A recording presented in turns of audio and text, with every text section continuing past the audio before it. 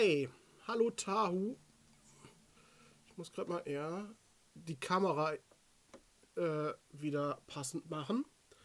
Weil letztes Mal ist mir die Kappe davon abgefallen und als ich die wieder dran gemacht habe, ist die Kamera stark verschoben worden.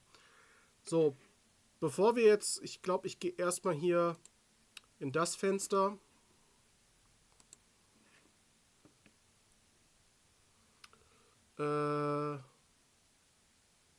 So, erstmal im Vollbild anmoderieren. Hallo erstmal Tahu, schön, dass du schon da bist.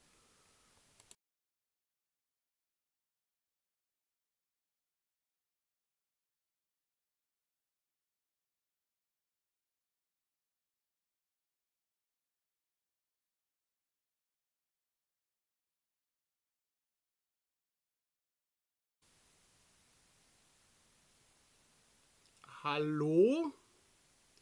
Geht's jetzt wieder?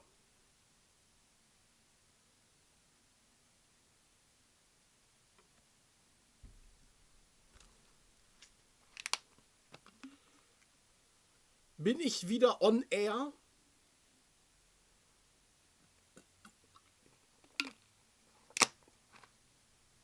Ton ist jetzt asynchron. Auch wenn du... Nee, ist es nicht. Okay, alles synchron, gut. Tahu hat eben was anderes behauptet. Es war ganz komisch gerade. Das war nicht mal einfach nur Verbindung verloren. Da stand bei OBS plötzlich, auf den Stream-Schlüssel konnte nicht zugegriffen werden. Stellen Sie sicher, dass der richtige Stream-Schlüssel angegeben ist. Ich habe jetzt OBS einfach nochmal komplett neu gestartet und jetzt geht's scheinbar wieder. So einen Error hatte ich noch nie. Ich weiß nicht, was das heißen sollte. Weil normalerweise ändert sich der Stream-Schlüssel ja nicht. Richtig weird. Apropos richtig weird. Ich wollte noch was erzählen. Und zwar war ich eben vom Abschmierung... Ist jetzt schon wieder abgeschmiert oder was? Also mir zeigt OBS jetzt gerade nichts an. Aber was ich gerade erzählen wollte, ich war vorhin noch, das war so die bizarre Situation einfach. Ich war vorhin noch einkaufen, kurz vorm Stream, bin halt in den Laden gegangen und der Laden ist halt direkt bei so einem Stadtpark, ne? Also bin ich halt durch diesen Park gegangen und da lief dann vor mir so ein Mann mit einem kleinen Kind. Alles schön und gut. Irgendwann sind die dann nach links abgebogen. Ich bin geradeaus weitergegangen aus dem Park raus und bis zum Ende der Straße. Da bin ich dann nach links abgebogen. Da kam mir dann ein Mann entgegen, komplett schwarz gekleidet, in einem schwarzen Mantel, mit einem schwarzen Hut. So, war sehr auffällig. Der kam mir da entgegen. Ich gehe dann noch weiter. Dann stehen da an der Ecke vor dem Parkplatz von dem Supermarkt stehen so zwei alte Omas und unterhalten sich. Eine von denen hat so ein weißes Paket unterm Arm. Alles schön und gut. Ich gehe rein und kaufe dann ein im Laden. Das hat so 20 Minuten oder so gedauert. Ich komme wieder raus. An derselben Ecke stehen immer noch diese Omas und unterhalten sich. Erstmal schön und gut, das kann ja sein. Vielleicht reden die einfach gerne. Aber das Weirde ist, dass ich dann einfach weitergegangen bin und an genau derselben Ecke, wo mir der Typ, der komplett schwarz gekleidet war, mit dem schwarzen Hut entgegenkam, kam mir derselbe Typ wieder entgegen, aber aus der anderen Richtung. Okay, das war irgendwie schon mal ein seltsamer Zufall irgendwie. Ich gehe dann weiter, wieder meinen Weg nach Hause und in etwa an der gleichen Stelle, wo der Mann mit dem kleinen Kind war, war wieder derselbe Mann mit dem kleinen Kind vor mir und ist vor mir lang gelaufen. Das war so surreal und seltsam, so als ob das Leben so eine Simulation ist und es gab nicht genug Statisten. Deswegen haben sie einfach dieselben nochmal genommen. Das klingt wirklich wie so ein Fehler in der Matrix. Das kam mir auch so surreal einfach vor. dass einfach dieselben Leute wieder genau dieselben Dinge tun. Vor allem frage ich mich, was hat denn der Typ gemacht, der mir da an der Straße entgegengekommen ist? Wenn der dann aus der anderen Richtung dann wieder zurückkommt einfach, wo ist der hingegangen in dieser Zeit? Was hat der, was war sein Auftrag? Der ist ja aus der Richtung des Ladens gekommen, als ich auf dem Hinweg war. Hat er was vergessen und musste nochmal in den Laden zurück, oder wie? Ja, alles sind NPCs. Deswegen geht man nicht so gerne nach draußen, weil da nur NPCs sind. So, was ich noch ansprechen wollte, ich habe ja letztes Mal Yu-Gi-Oh! Karten aufgemacht und konnte nicht glauben, dass die Karten da drin so viel Wert haben, weil mir das so unnormal viel vorkam. Ich muss jetzt an der Stelle sagen, ich habe tatsächlich jetzt schon das Geld wieder drin. Also ich habe Karten verkauft und habe bereits das Geld wieder drin, was ich dafür bezahlt habe. Das heißt, Leute geben wirklich diese Preise dafür aus. Das scheint nicht irgendwie sich großartig verändert zu haben. Ich habe heute erst 50 Euro aufs Konto überwiesen gekriegt. So viel dazu. So, gut, wir machen heute weiter mit Trails to Azure. Ich glaube, ich muss Steam einmal neu starten, weil Steam irgendwie abgeschmiert ist. Steam. Task Manager starten. Steam. Task beenden.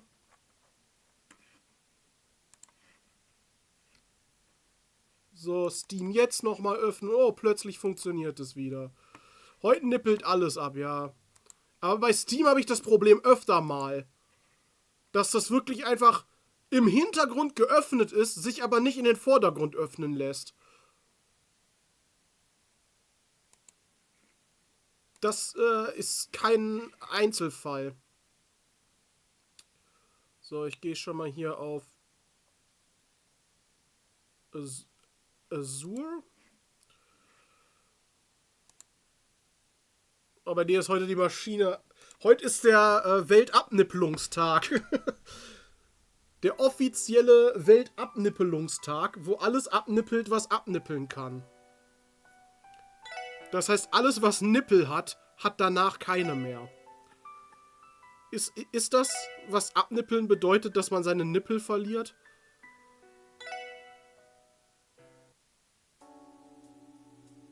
So. Wir hatten einiges, glaube ich, noch an Quests zu erledigen. Wir sind ja jetzt hier, so. Das hatten wir gemacht, das war die versteckte Quest. Das ist die,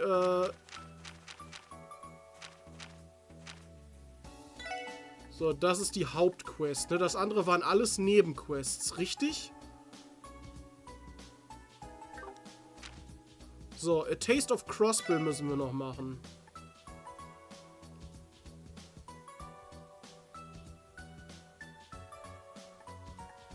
Ging es da jetzt um alles oder nur um die in Crossbill City selber?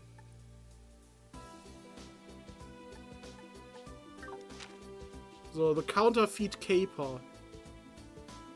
Second Division Raymond. Crossbill State. Okay, das ist wahrscheinlich wieder so eine Inspection. Oh nein, die schönen Frauennippel. Bei Tau war also ruhiger Chill-Tag. Und warum nicht chilliger Ruhetag? Hä? Warum ruhiger Chill-Tag? Warum nicht chilliger Nippeltag? Oder... So, ich habe die Kamera gerade ein bisschen verstellt und hoffe, dass ich jetzt mehr im Bild bin und nicht nach unten hin raus verschwinde. Ach, guck mal, ist das nicht Yuri? Nee, das ist Tourist. Truth be told, I don't even get what this whole independence thing is about. I'll have to look into it before the referendum. Was ist ein Nippeltag? Keine Ahnung, ein Tag, an dem Nippeln gehuldigt wird. Ein Nippeltag ist so ein, ein Nippeltag ist halt so ein Schild, was du dir an den Nippel klemmst. Das sind Nippeltags.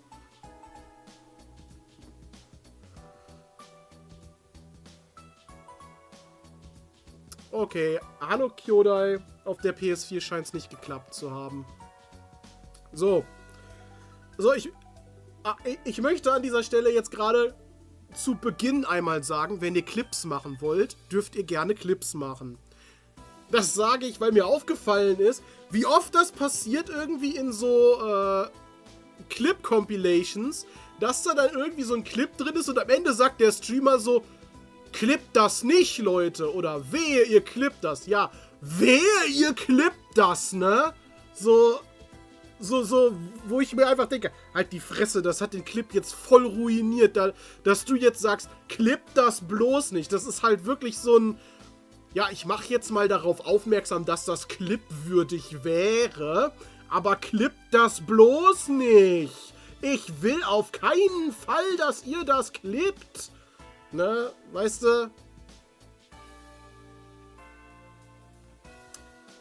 Also, wenn ihr Clips machen wollt, dann macht die. Ich will euch nicht auf Situationen hinweisen, die besonders gut sind. Das erkennt ihr von selber.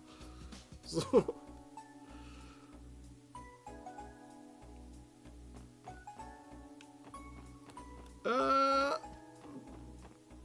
Was? Nee, du bist ein Tourist. Schedule says the train is just about to depart.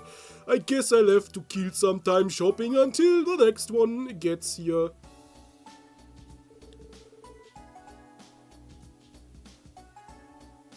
Ich verstehe den Zusammenhang nicht. Der sagt, hier steht, dass der Zug gleich losfährt. Ja, dann muss ich auf den nächsten warten. Ich habe keinen Bock, mich zu beeilen. Da stand nicht, dass der schon losgefahren ist. Da steht, der fährt gleich los. Ja, da muss ich voll lange jetzt auf den nächsten warten, weil der ja gleich losfährt. Das ergibt gar keinen Sinn. Mein Zug fährt pünktlich los. Dann muss ich jetzt auf den nächsten warten. Sonst ist nicht genug Wartezeit. Eventuell schafft er es nicht mehr. Ja, statt da einfach nur rumzustehen, könnte er es ja wenigstens versuchen. Aber er steht ja nur davor und liest das Schild. Und sagt, ja dann, der nächste braucht so lange.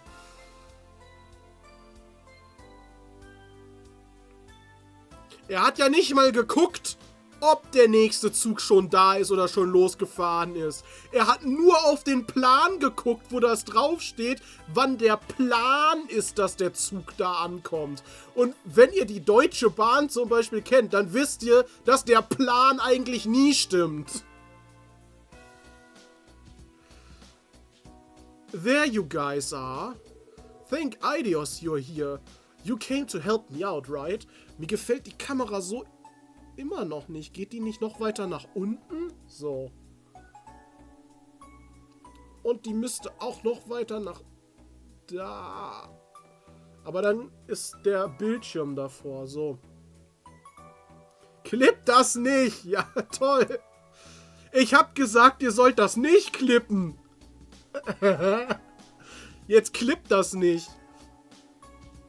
Ich habe die Avatar-Serie noch nicht gesehen, aber ich habe bis jetzt gehört, dass sie nicht von Grund auf scheiße sein soll, aber sie dem Original halt auch nicht gerecht wird. Das habe ich bis jetzt gehört. So, die Eindrücke habe ich bis jetzt so gehört davon. Ja, die kam, glaube ich, am 24. oder so raus. Ich weiß es nicht, also die kam auf jeden Fall schon raus. Hier bei der Bahn gibt es sowas wie Qualität. Hey Raymond, it sounds like you're in a bind. Wait, are you alone? I don't see Inspector Donovan anywhere. Dann weißt du, was du noch gucken kannst.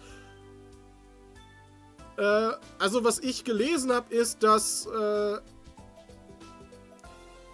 was im Vorfeld schon gesagt wurde, ist, dass Soccers Sexismus da rausgeschnitten wurde.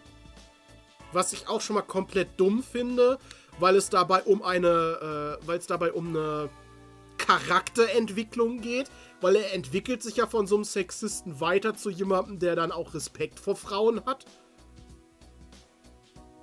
Das gehört zu seiner Entwicklung, aber diese Entwicklung hat man komplett rausgestrichen. Und was ich gelesen habe, war, dass stattdessen jetzt irgendwelche 0815 Romance-Kacke da drin ist, die aber auch nicht richtig vertieft wird und überhaupt keinen Sinn ergibt.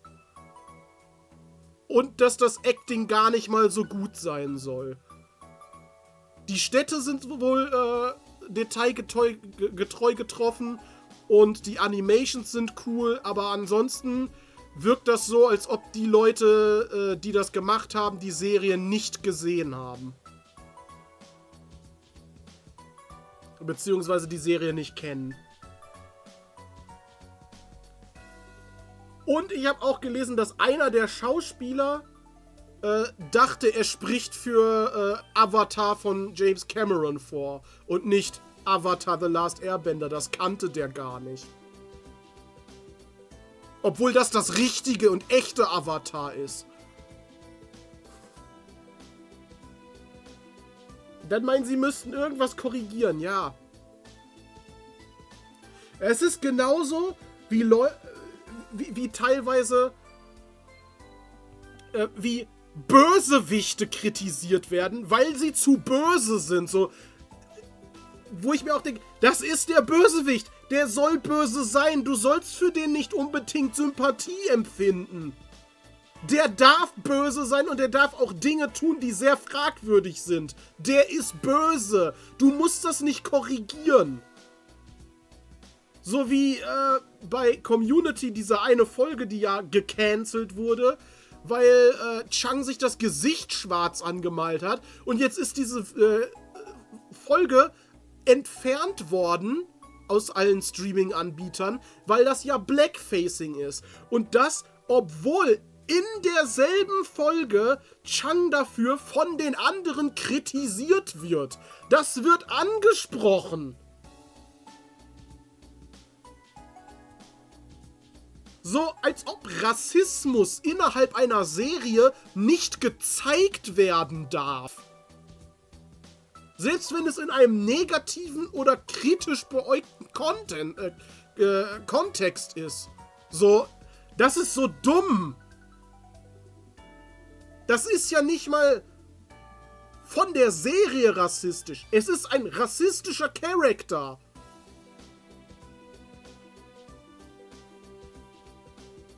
Heute muss alles political correct sein. Ja, ich finde das aber mega scheiße. Warum dürfen nicht mal die Bösen dürfen böse sein. Das ist, eigentlich ist es wichtig, dass der Böse ist. Und dass er sehr verwerfliche Dinge tut. Damit der Gute im Vergleich dazu eben noch besser dasteht.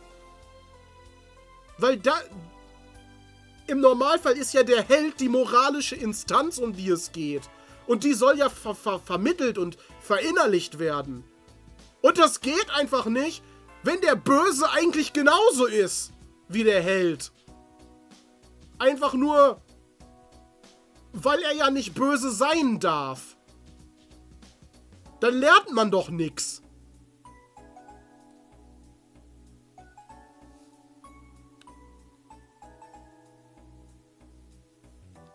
So, right about that. He's kind of wrapped up in something else right now.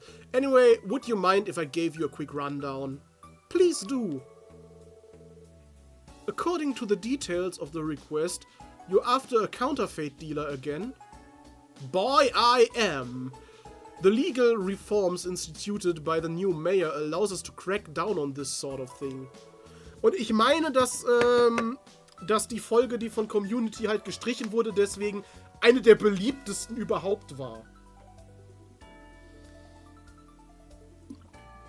Und halt diese eine Szene mit dem Blackfacing da, die stand nicht mal im Mittelpunkt.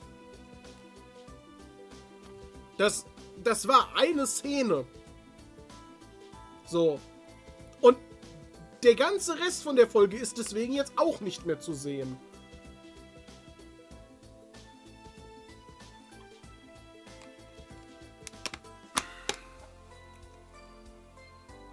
Es beschweren sich ständig Leute, ja. Das ist halt so. Es beschweren sich ständig Leute. Funny Story, was ich ziemlich lustig finde. Kennt ihr die Serie Good Omens? Also ihr müsst die jetzt auch nicht kennen. Ich fasse mal kurz zusammen. Es geht da quasi um die Freundschaft zwischen einem Engel und einem Dämon. Ne? Und das ist eine Amazon Prime-Serie. Merkt euch das. Eine Amazon Prime-Serie. Irgendwelche Christen haben sich mega offended davon gefühlt und meinten, das ist übelst die Blasphemie und dass die Serie abgesetzt werden muss und haben dann eine Petition so gemacht und haben die dann an Netflix geschickt und haben da hingeschrieben, ey, Netflix, bitte setzt diese Sendung ab.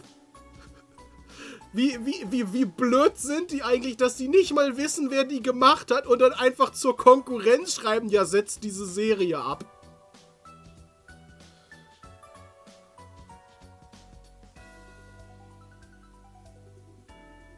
Und ich meine, irgendwie Amazon hätte dazu dann noch zu Netflix gesagt, ja komm, wenn ihr Good Omens absetzt, dann setzen wir Stranger Things ab.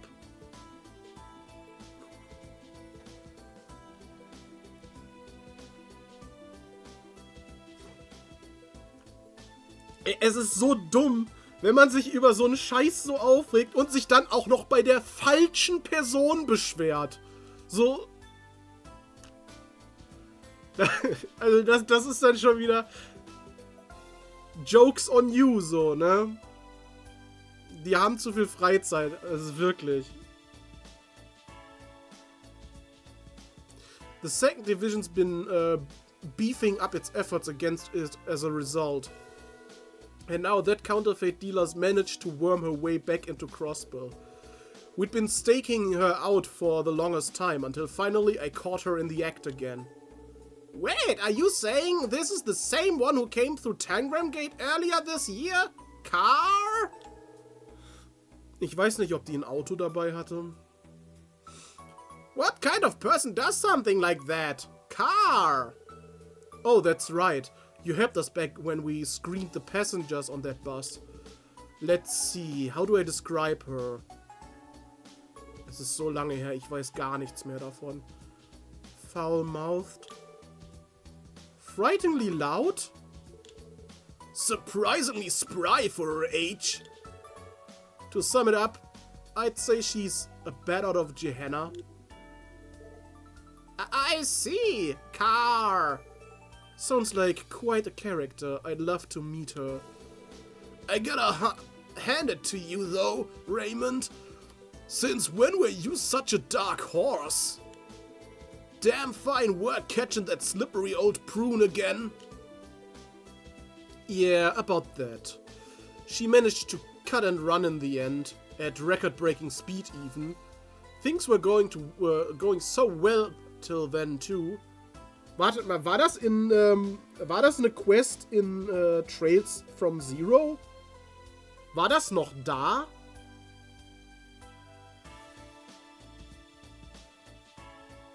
Dann kann ich mich ja erst recht nicht dran erinnern. Weil Trails from Zero war ja noch vor Trails of Cold Steel bei mir.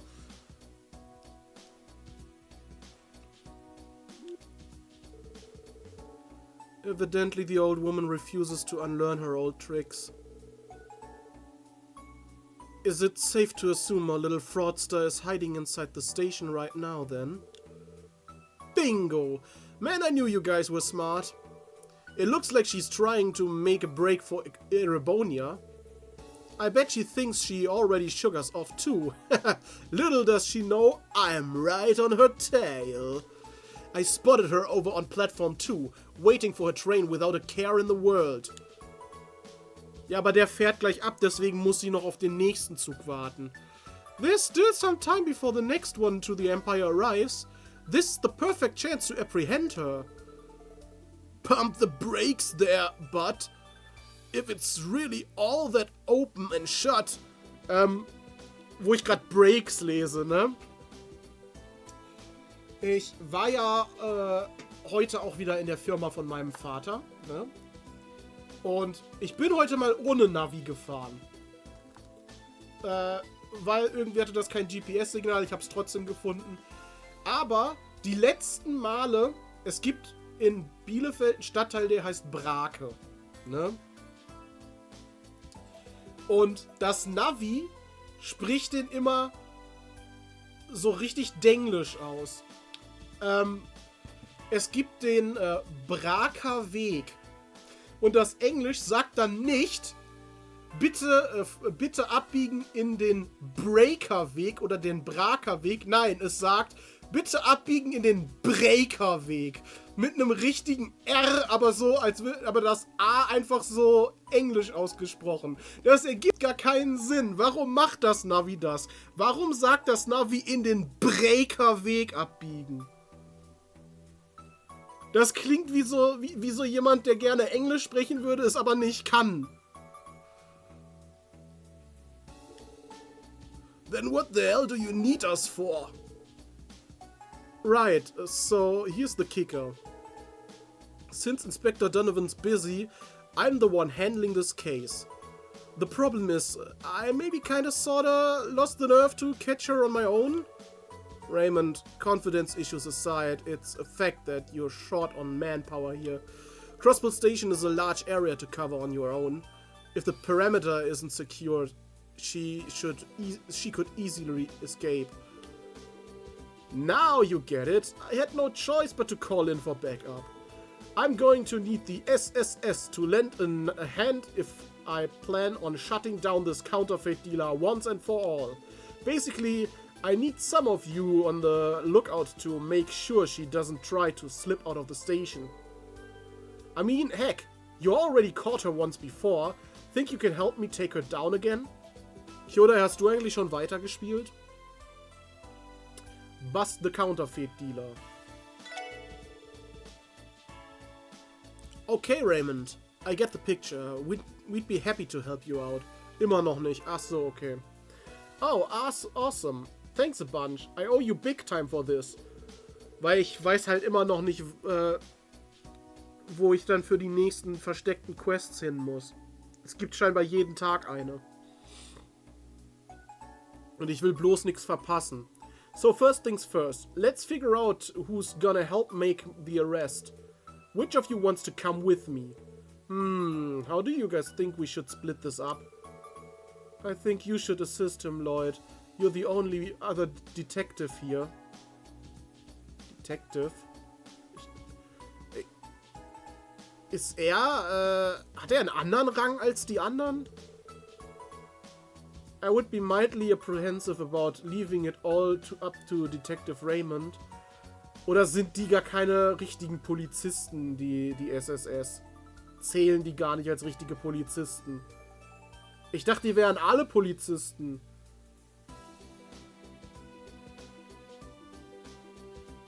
Und was ist der Rang unter Detective? Was wären die anderen denn dann?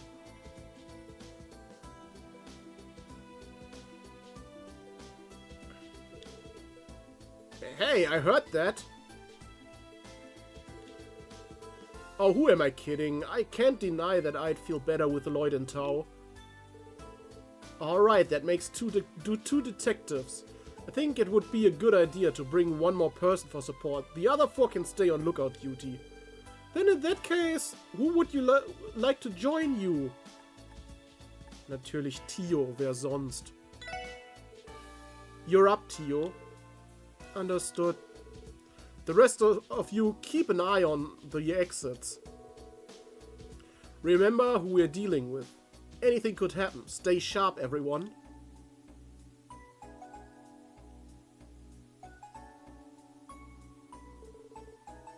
I don't see any sign of them.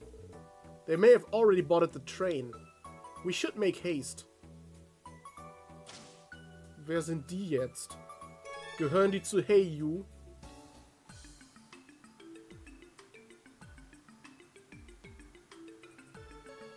Ich finde immer noch, dass diese Musik irgendwie auch was von Silvercase hat. Von Silberkäse. Kommt Silberkäse eigentlich auch mit Briefkäse?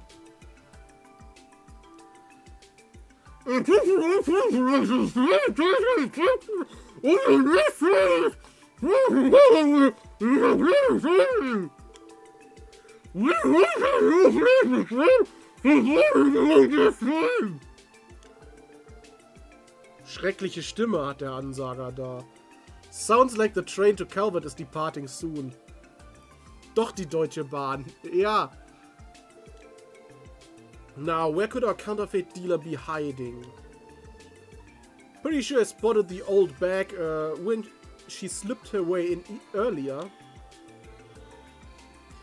Counterfeit dealer located. Ho ho, a fellow trader, How was business in Crossbow? Not well, I'm afraid. I had a rough go of it, thanks to a business rival impeding my sales. That's rather unfortunate. Honestly, people like that are a disgrace to our industry.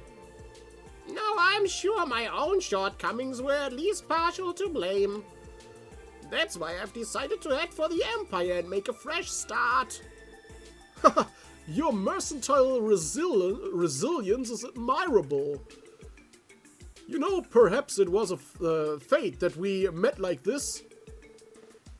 If you'd like, I could introduce you to some of my connections in Erebonia. Oh my, you'd really do that for me? Well, thank you, kind sir. I do believe I'll take you up on that offer. Not on our watch, you won't.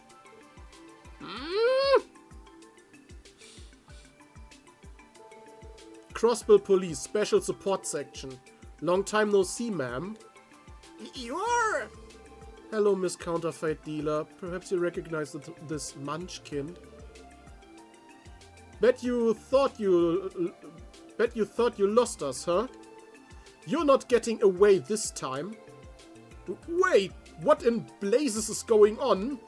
I'm afraid I don't understand. This woman a counterfeit dealer?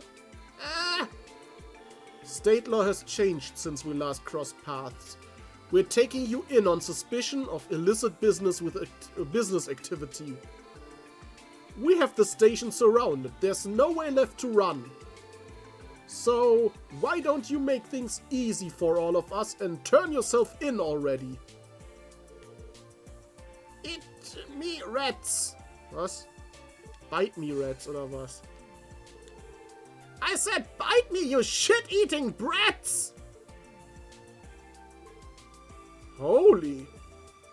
What? You cornered me so I couldn't escape, did you? Screw me over once, shame on me, but twice? This is why I despise the police. You're all a bunch of snakes! Says the snake oil saleswoman herself. If you didn't want to get caught, then you shouldn't have holed up in the Who asked you, jackass? So what if I'm surrounded? If you want to take me in, you'll have to catch me first! I don't think I'll ever get used to those words coming out of that mouth. Gleich kommt so ein richtig heftiger Bosskampf, wo sie alle one-hittet. Und das ist einfach so eine richtige Killer-Oma. This is no time to be spacing out, Lloyd. We need to move. Yeah! Right, after her. All exits and entrances are secured. So all we have to do is grab her. Also muss ich jetzt wirklich Fangen spielen mit der. Dumbstruck.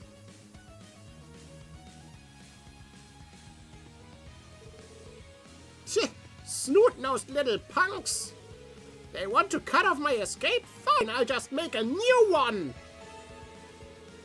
Oh, sie springt gleich auf den Zug.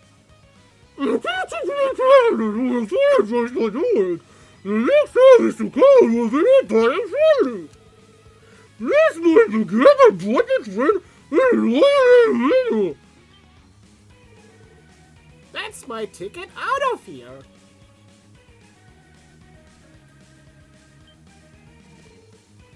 You're kidding.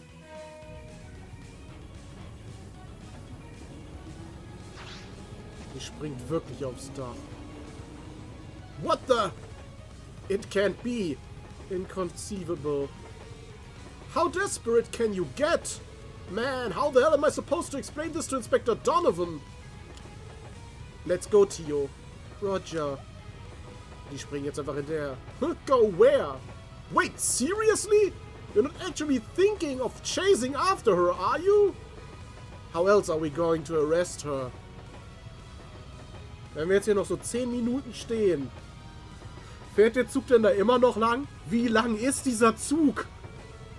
Das ist einfach so ein endlos langer Zug. There's no time to talk this over. We're moving on ahead. What do? I can't just leave all of this to the SSS. Wait for me!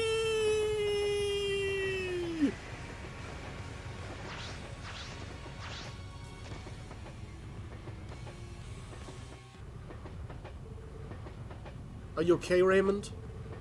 You know you didn't have to jump onto the train with us, right? We can handle it from here. I'm fine. The inspector assigned me to this case. I can't just let him down. Besides, it wouldn't be fair if you two were on the only ones who got to look cool. I see. Perhaps I misjudged your seemingly non-existent fortitude.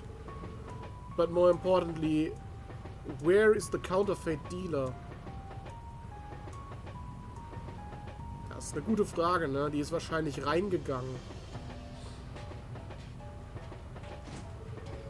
She must have escaped into one of the passenger cars. If we start from the rear end, clear them one at a time, there won't be anywhere left for her to hide. Let's move, Raymond. Right, behind you. That old bat's not getting away from us this time. Did that old lady just jump down from the roof? Yeah, who the heck is she? Shut your yaps and quit gawking. What do you think this is, a show? Eep! She's a demon. There she is. What? How are you bred so persistent? Don't you know when to quit? Das sagt die Richtige. How ironic, I was about to say the same to you. Surrender peacefully. You have nowhere left to run. Yeah! Give it up! We've got you cornered. And concerned as well. Ha! I thought you might say that. You listen well, you whippersnappers. So long as Eiyuu's light shines on this continent, I will never be called. Never!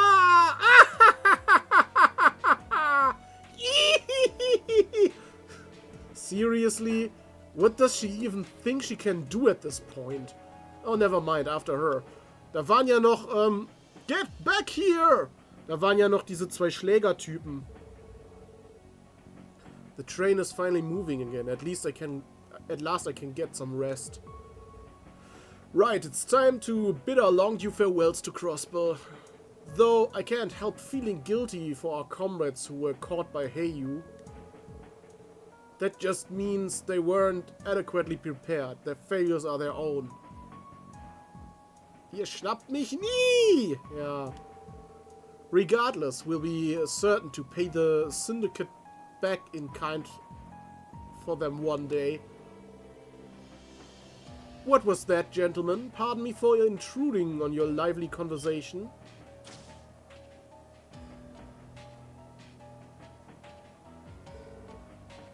You're... Eiyuu? Damn it! You tailed us all the way here?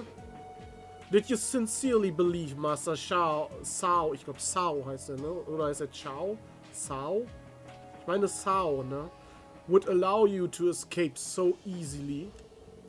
Gentlemen of the anti-immigration faction, we are going to have to ask you to come with us.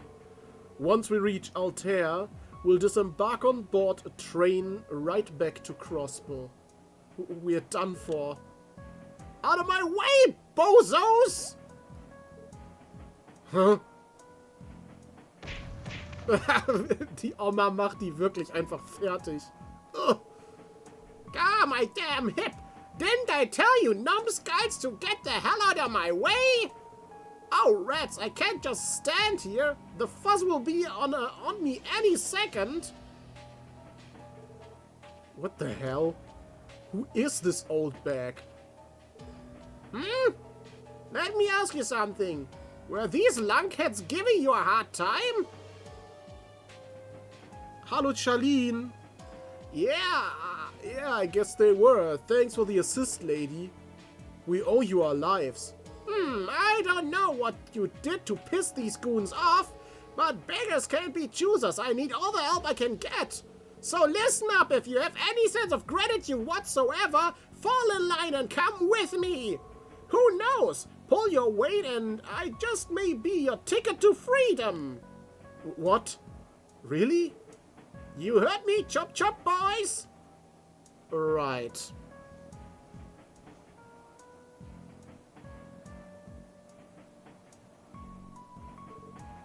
Wait! Wie die das einfach ignorieren, dass da die beiden da sind. What just happened? Ja, ihr wurdet gerade von einer Oma verprügelt.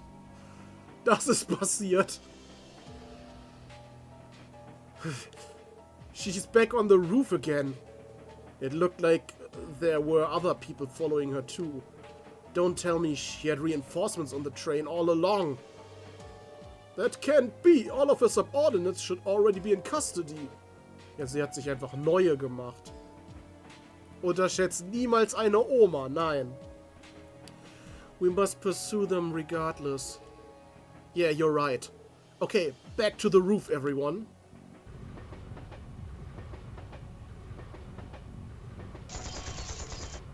Eek! What the? Jetzt kommt ein Kampf. Are those the terrorists from the Republic? The ones who attacked the trade conference? Great, we just had to run into the CPD. I don't know what you're doing here, but damned if we'll let you put us in... But damned if we'll let you put us in irons. Ich weiß zwar nicht, was du gerade gesagt hast, aber genau. Take one step further and it will be your last. This is your only warning. Evidently your guess was right on the mark. Der Satz war eine schwere Geburt, ja. Though why these terrorists would ally themselves with a counterfeit dealer is a mystery to me. Either way, it's going to take a lot more than threats to make us give in to terrorists. We're bringing you in by force if we have to. Wait, what? I never signed up for this!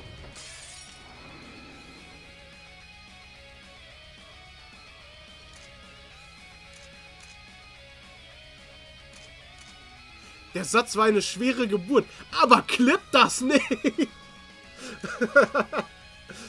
So, Attack.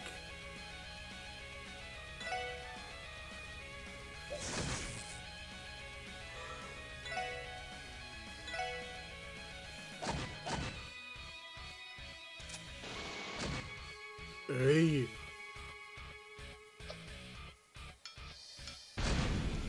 Ey. Der rennt nur rum und macht gar nichts. Was denn? Der ist doch auch ein Detective. Wie kann einer, der bei der Polizei arbeitet, so nutzlos in dem Kampf sein?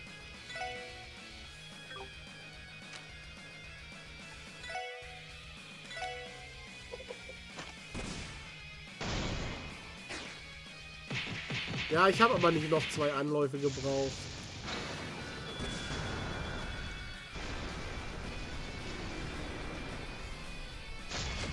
Das ist noch eine Wurst.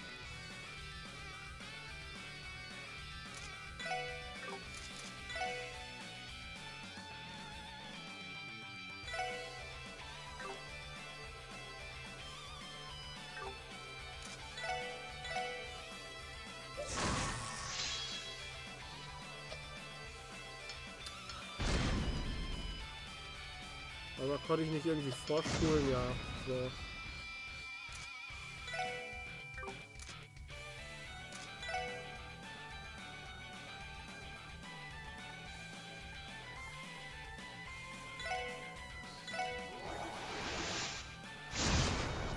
Nice, der eine kann gerade nichts mehr machen.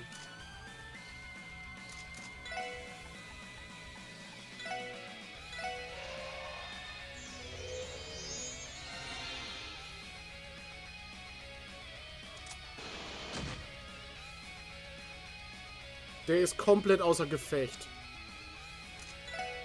Vielleicht kriege ich das ja nochmal so hin, dass der andere jetzt auch nichts mehr machen kann. Leider nicht, der scheint dagegen immun zu sein.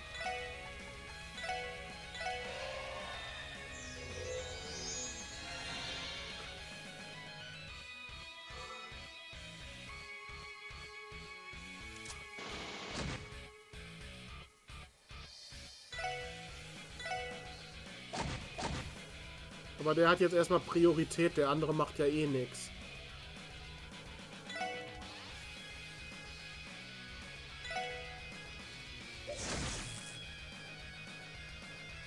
Der macht gleich zweimal hintereinander nichts.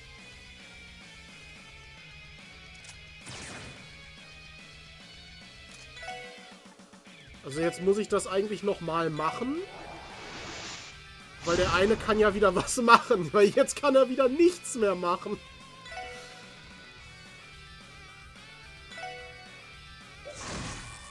Der eine ist gleich kaputt.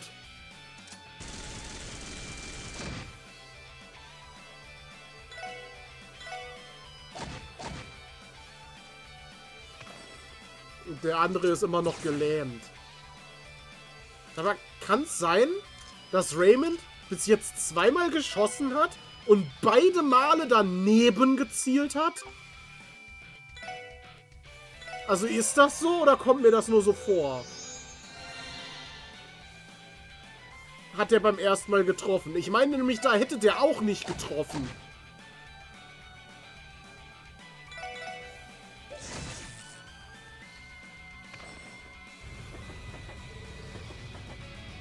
What's with these pricks? The blondie's barely worth a bullet, but those other two, they mean business. Forget it, we bought ourselves enough time. Pull back for now. Right! Der ist gerade... Habt ihr das gesehen? Der ist gerade in der Luft neben dem Zug lang gelaufen, oder?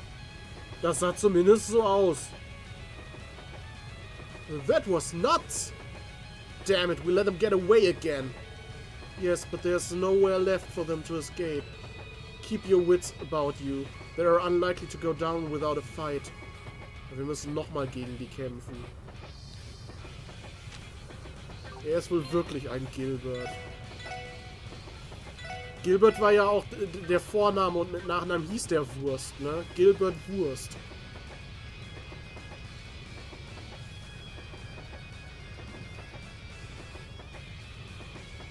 So, jetzt ist noch einer mehr dabei. Stop right there! You ankle-biters just don't know when to give up, do you? And here I thought I'd lucked out running into these three youngsters. Stop stalling. You're at the end of your rope. And the end of your hope.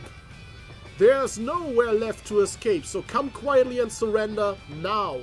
That goes for you three as well. Yeah, you heard the man. Ugh. Damn. How could we let ourselves lose to punks like these? I swear to the goddess, kids these days have no backbone. What exactly do you mean?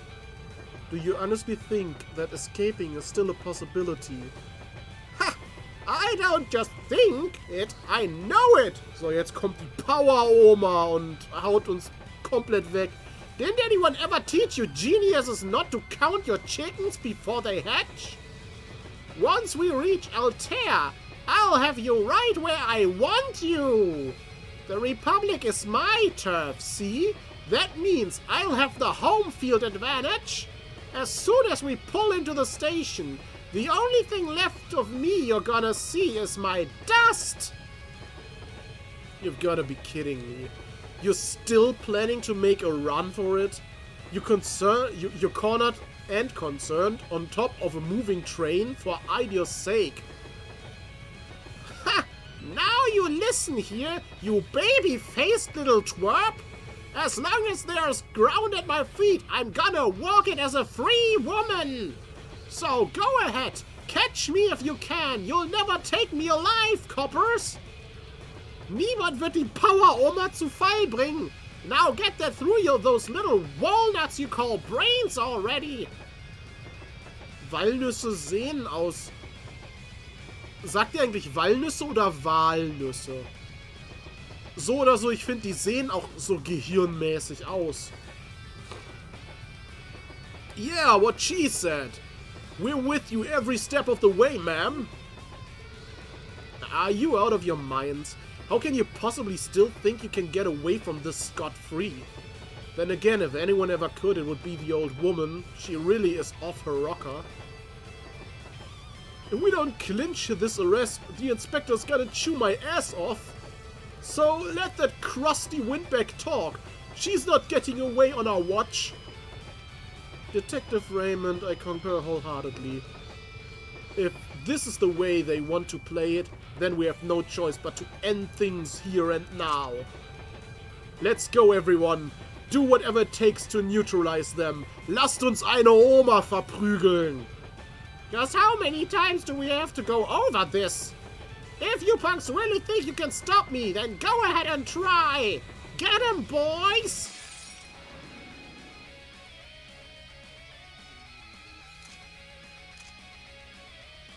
So.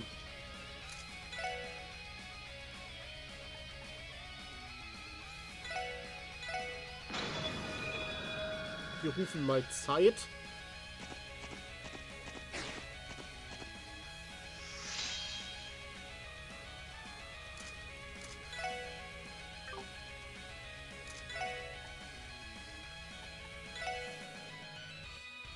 Ach, guck mal, die Oma ist sogar mit auf dem Feld.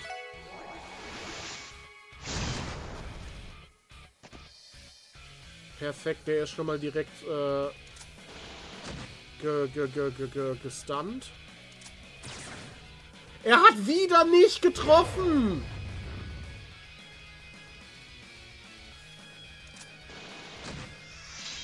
Du musst das nicht hinterfragen. Zeit kommt halt so auf den Zug.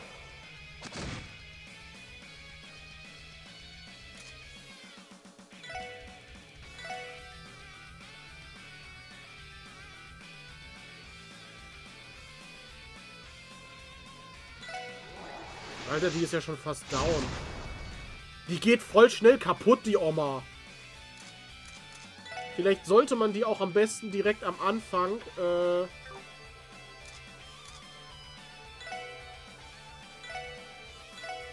Tios Healer. Und hat erstmal das ganze Team nochmal komplett voll geheilt. Er hat getroffen! Er hat getroffen! Habt ihr das gesehen? Er hat getroffen? How is this possible? Aber wahrscheinlich stirbt der gleich und dann ist Game Over, weil der darf nicht sterben.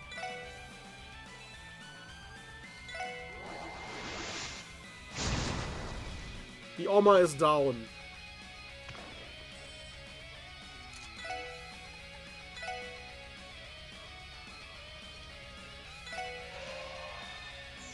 Aber ich kann ja so weitermachen erstmal.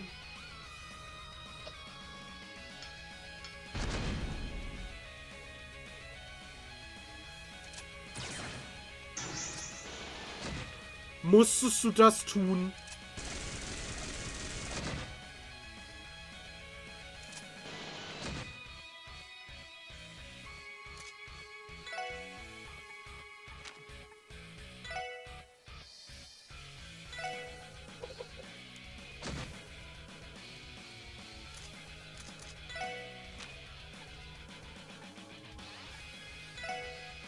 Ich habe echt Angst, dass ich verliere, wenn Raymond drauf geht. Und er macht sich leider selber zur Zielscheibe.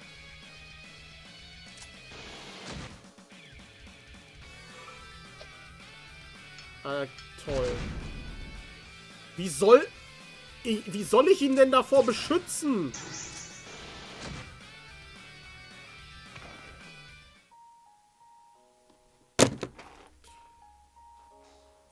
Der hat sich gerade selbst gekillt.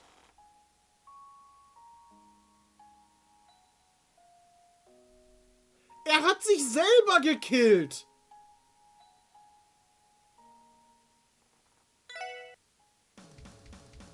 Wie soll ich denn jemanden beschützen, der so dumm ist, dass er sich selber killt?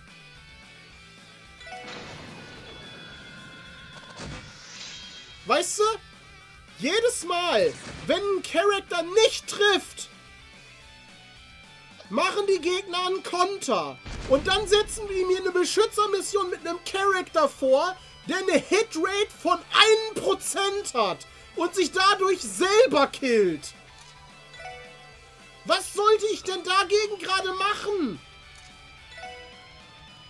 2 Gegner hintereinander haben ihn angegriffen.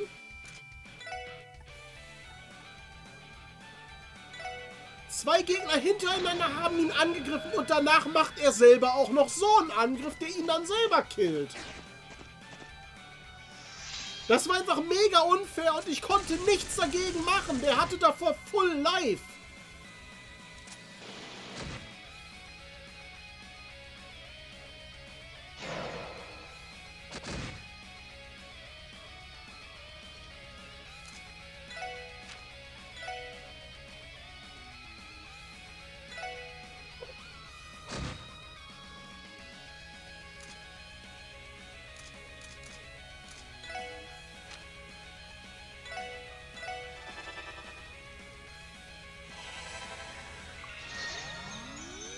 Es ist halt irgendwie Glück, ob der überlebt oder nicht.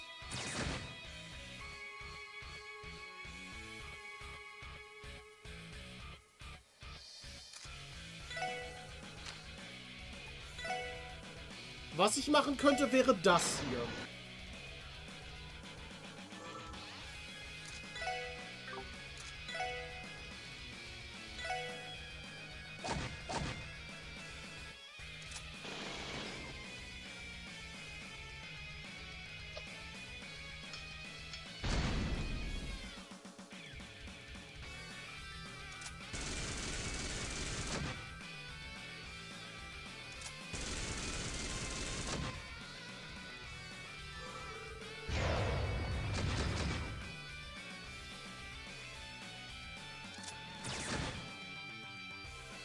Plötzlich trifft der.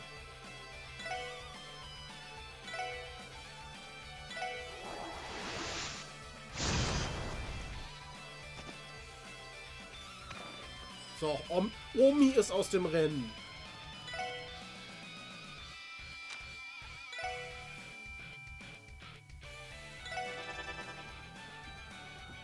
Lloyd kann ich jetzt heilen.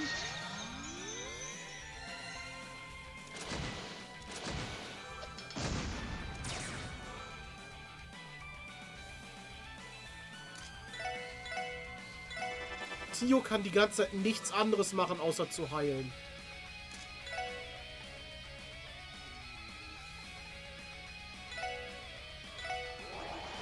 Bitte seid jetzt gestunt. Einer von denen ist gestunt. Es kann gerade nur noch einer angreifen. Von denen.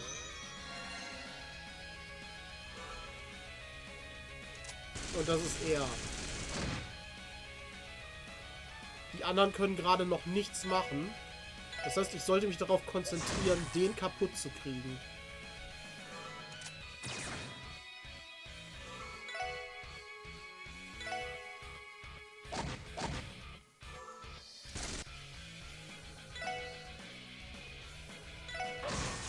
So, er ist down.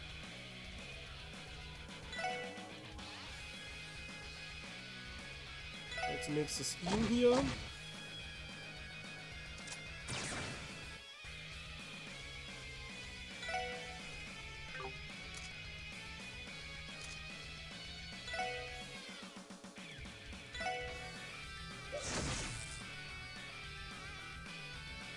So, du versuchst jetzt, ob du ihn nochmal gelähmt kriegst.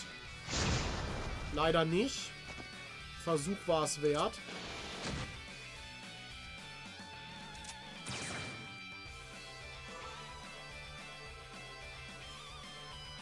Musst du wieder anfangen, hier Energy Circle zu machen. Nur für den Fall, dass er sich wieder selbst umbringen könnte.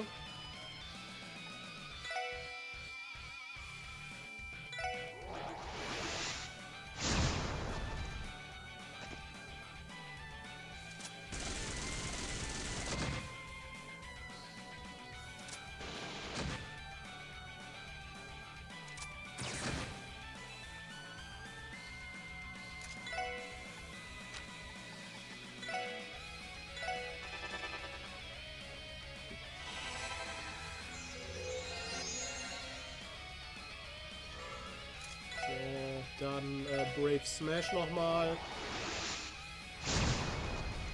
Der ist fast kaputt.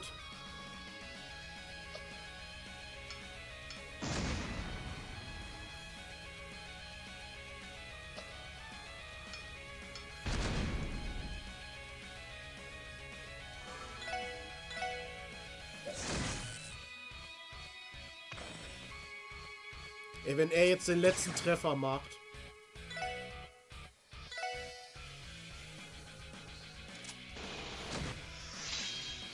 Aber jetzt kommt Gruppenangriff. Das heißt, das war's.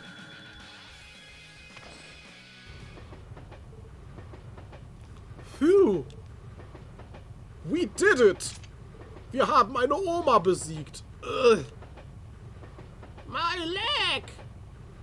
Und das Ganze wäre viel weniger schwierig gewesen, wenn Raymond nicht dabei gewesen wäre. Damn these old bones! Maybe attacking the old lady was going a bit over the line. Wie jetzt? Habe ich da jetzt einen Punkt durch, habe ich einen Punkt dadurch, verloren jetzt, dass ich sie angegriffen habe? Hätte man die verschonen sollen? You crumb-crunching bastards! You'll never get away with this! Her persistence defies all reason. Not even the terrorists were able to hold out this long. Yeah, seriously. Anyway, at least we apprehended them. What's our next Raymond? Oh, right. Was war ein SpongeBob-Joke?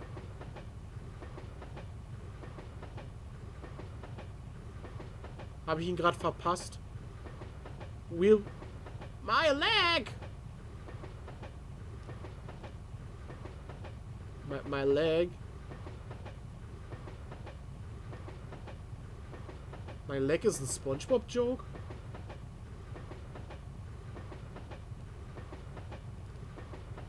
Ich kenne nur von Family Guy dieses sich da die Hand so ans Bein zu halten und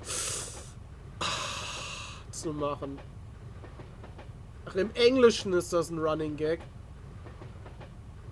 Dass bei jedem Scheiß im Hintergrund einer My Leg ruft. Ja gut, das wusste ich nicht. Ich habe das kaum auf Englisch gesehen.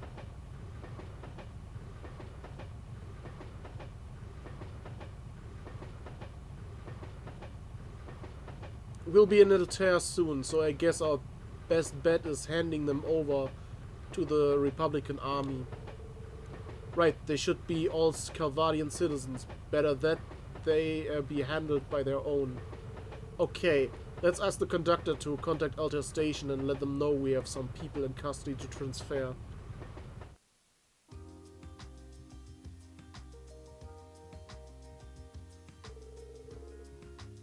Okay, gab später eine Folge, wo das ein Typ ist, der sich die ganze Zeit verletzt. Okay. Ich wusste das nicht und ich kenne die Folge auch nicht. Ist das eine neue Folge? Also eine von denen, wo SpongeBob nicht mehr lustig war?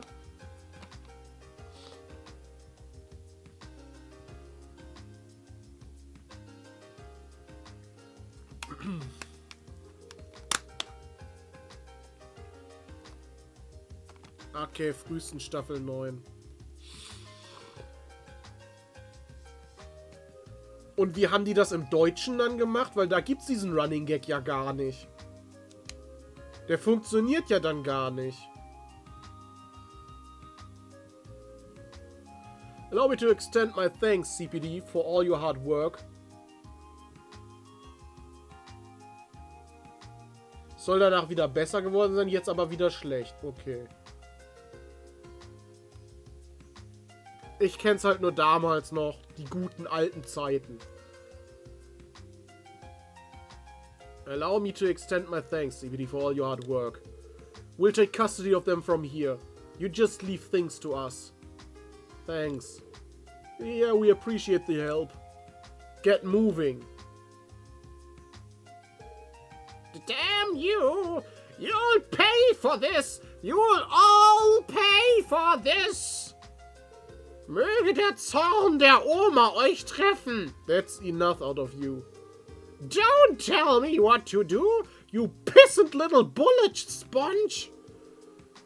Don't any of you know how to treat a lady with respect? Pissant? Take her away.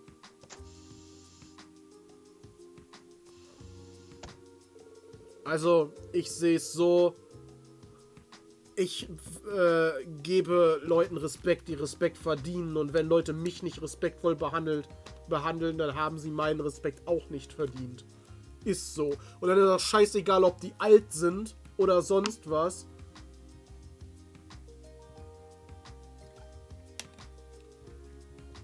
Respekt vor dem Alter haben muss man nicht, wenn das Alter keinen Respekt vor einem selbst hat. Respekt ist was man sich verdienen muss. Und wenn du anderen Leuten gegenüber respektlos bist, dann brauchst du dich nicht wundern, wenn du keinen Respekt zurückbekommst. Ist so. Oma 2, die Rache der Oma. Das hier war doch schon Oma 2, das wäre dann ja Oma 3. Die Oma schlägt zurück.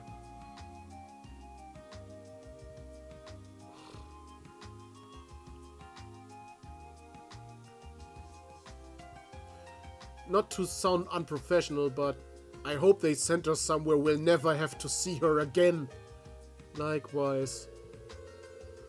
We intend to make sure that woman never gets the chance to pull another stunt like this. Wir bringen sie nach Azkaban. Allow me to thank you one final time. Take care on your way home, you three. We will, and thank you too.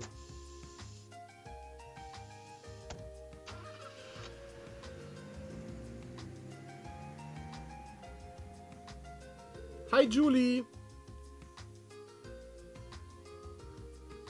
Ach, du kommst erst später noch dazu. Dann bis später, Julie. I hope we did enough. I would have preferred us to be the ones who made the actual arrest. An understandable reaction. The circumstances were not the most favorable. However, we can find solace in the fact that she was unable to escape. Here, here. Plus, this means I get to keep my ass. Das ist schön für dich. Dass du deinen Arsch behalten darfst. Mir ist gerade aufgefallen, wir sind jetzt wieder in der Republic, ne? Wir haben wieder das Gebiet gewechselt und die Texturen hier sehen richtig komisch aus. Wenn ich jetzt hier... So, hier... Ne, der Mauscursor wird nicht mehr aufgenommen. Okay. Aber seht ihr, diese eine Linie, die da durchgeht und man sieht richtig, dass das Pflaster überhaupt nicht symmetrisch ist, sondern so richtig krumm und schief? Das triggert mich gerade so richtig.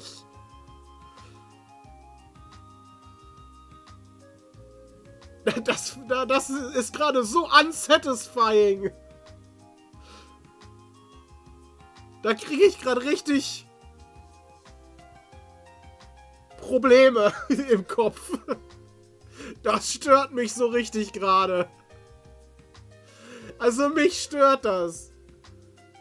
Du siehst hier Da siehst du auch so ein richtiges Kreuz, als ob das so Vierecke sind, die aneinander gelegt wurden. Und da passt das alles nicht. Also du siehst die Linien, wo die Tiles aneinander gelegt wurden. Das sieht so unsauber gearbeitet aus.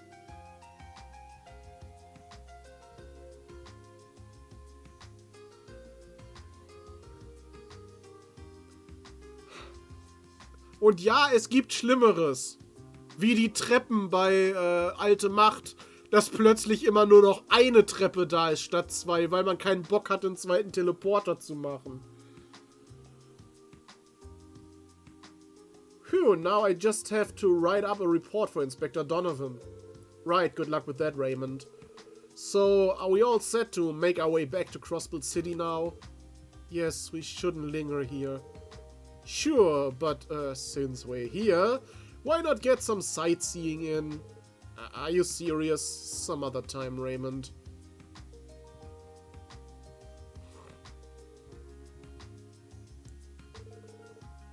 This was not the result we expected.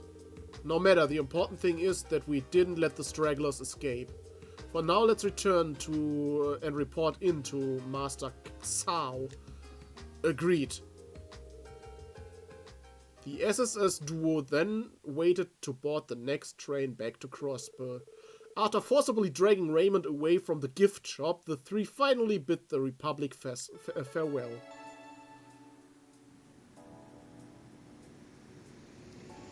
Irgendwie war das auch gerade komisch. Da stand, die sind in den Zug eingestiegen und dann haben sie ihn erst aus dem Giftshop gezogen.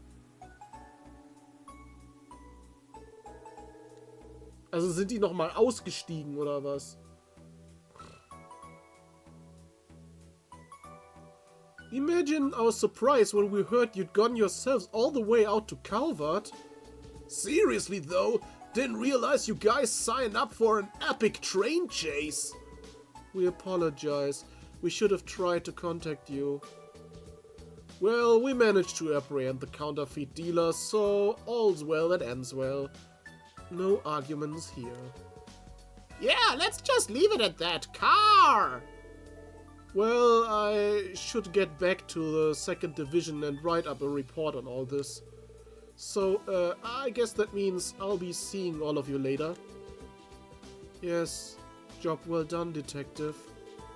Oh no, you two were the real stars of the show today. For real!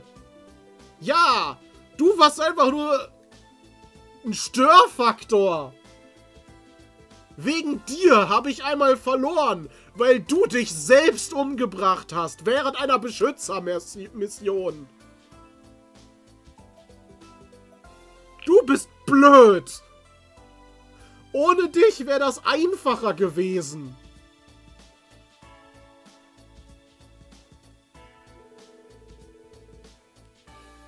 I don't think I had a chance in Gehenna of arresting that crass old crone all by myself. I can't thank you enough, guys. Really? Not at all. We're glad you called for us. Offering support is what the SSS is all about. The only thing you have to do is ask. For sure, I'll drop you a line if I ever need your help again.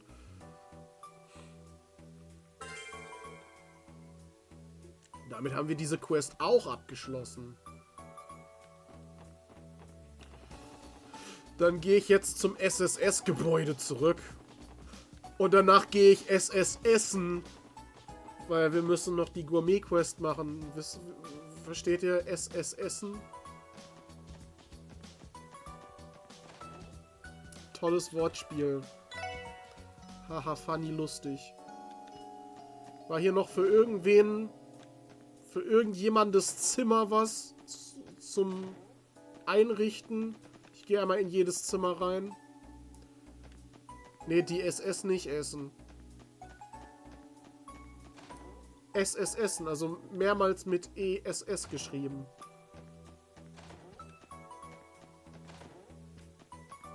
Es ging halt um Essen. Okay.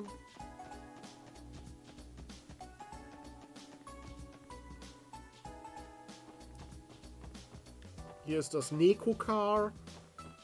Das Neko-Car! So, müssen wir hier auch das Essen probieren? Scheinbar. Oh, hey Lloyd, what's up?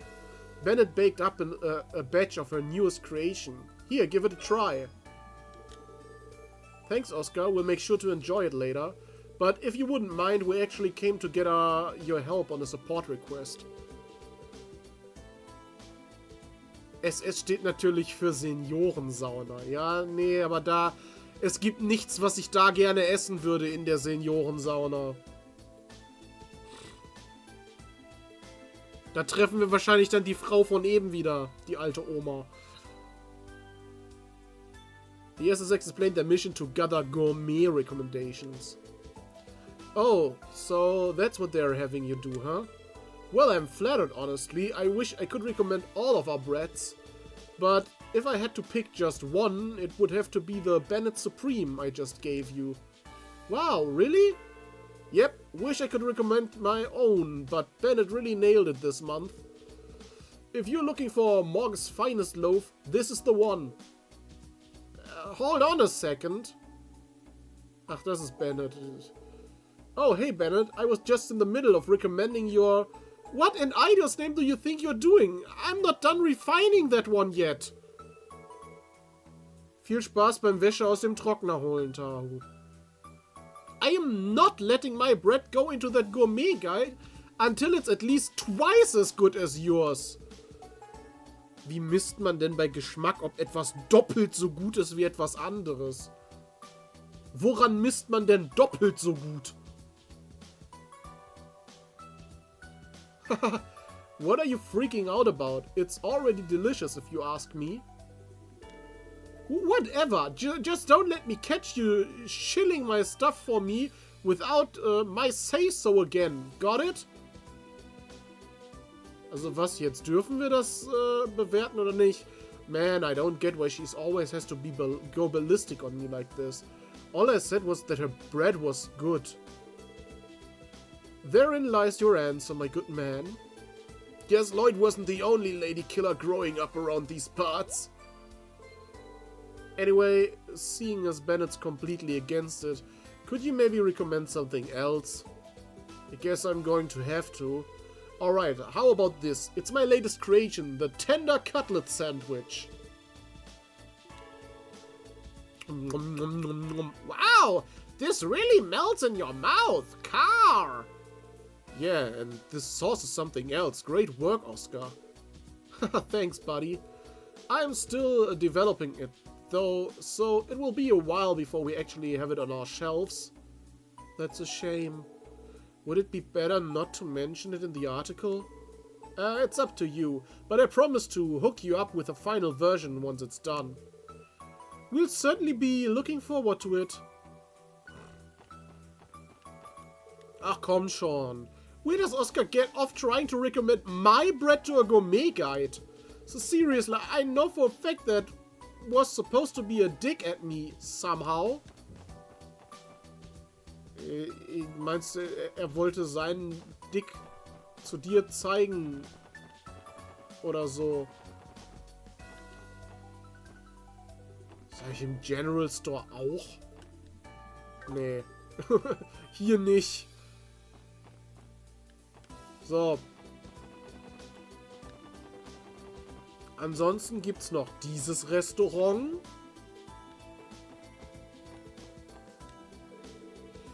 Good day, everyone. Welcome to Winksept. Do you have a reservation with us? Well, not exactly. We're with the special support section and... Oh, I've heard about that. So you're the ones writing the report, are you? Well then, please feel free to sit at any open table you like. If I may make a recommendation, our new seasonal herb pasta is absolutely superb. Thank you, we'd love to try it. Weißt du, wir sollen ja am Ende jeder was aussuchen, was er da reinpacken möchte, ne? Ich glaube, die Bäckerei will ich da nicht reinpacken, weil was wir da bekommen haben, war ein Brot, wo die meint, nee, ich will nicht, dass das da drin landet. Und dann haben wir noch ein belegtes Brot bekommen, was es da gar nicht zu kaufen gibt. Sondern was noch quasi in der Mache ist. Was soll man da reinschreiben? Ja, die haben leckeres Brot, aber da müsst ihr noch warten, bis das offiziell erscheint. Wir haben nicht wirklich was zu essen bekommen, was es da schon gibt. Leute and the others seated themselves and sampled the herb pasta. Nom nom nom. Well, how do you like our chef's specialty pasta? It's delicious! Car! The flavor is rich and intense, but with a light, refreshing afternote. You can taste each and every herb, and the texture is perfectly al dente. Oh yeah! Spaghetti in a can, this ain't. One bite and you know it was made by a pro. War das gerade ein Versuch zu reimen? I'm glad you enjoyed it. Maybe we should bring Kia with us next time. Aber dann müssen wir bezahlen, also lieber nicht. Sounds like a good idea to me. Thank you for dining with us today. On behalf of all of us on Wingzept, we'll look forward to your next visit. Dann muss ich hier das Brot eigentlich essen? Bennett Supreme. Bringt das was für die Quest, das zu probieren? Weil ich will jetzt nicht einfach ein Item verschenken, was 7500 Punkte heilt.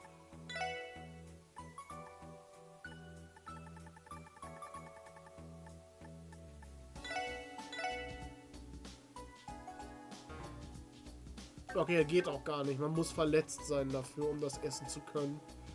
Ich denke mal nicht, dass das dann ein Quest-Item ist.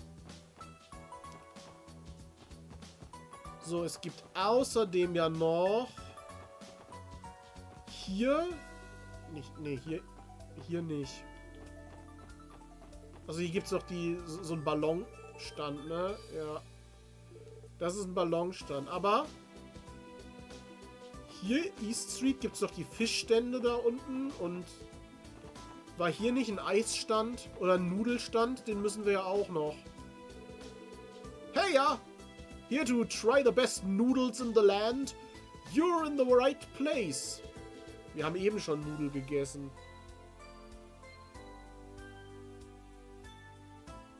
Was?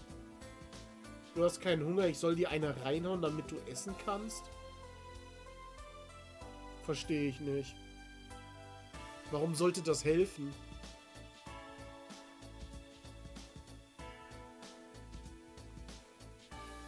Yeah, I guess so. We're with the special support section and we're here about a request. The SSX explained, das hatten wir schon. Oh yeah, that whole deal. You're in luck, officers. I'm about to let you sample the very best my card has to offer. And best of all, it's on the house. Ach so, weil man verletzt sein muss, um was zu essen. Ah, jetzt... Ja, darauf war das. Ich dachte gerade, du redest von dir selber. Und so, warum soll ich dir eine reinhauen, damit du was essen kannst? Aber ja, in dem Zusammenhang. Ich glaube, Sachen, die nicht die HP heilen, hätte man essen können.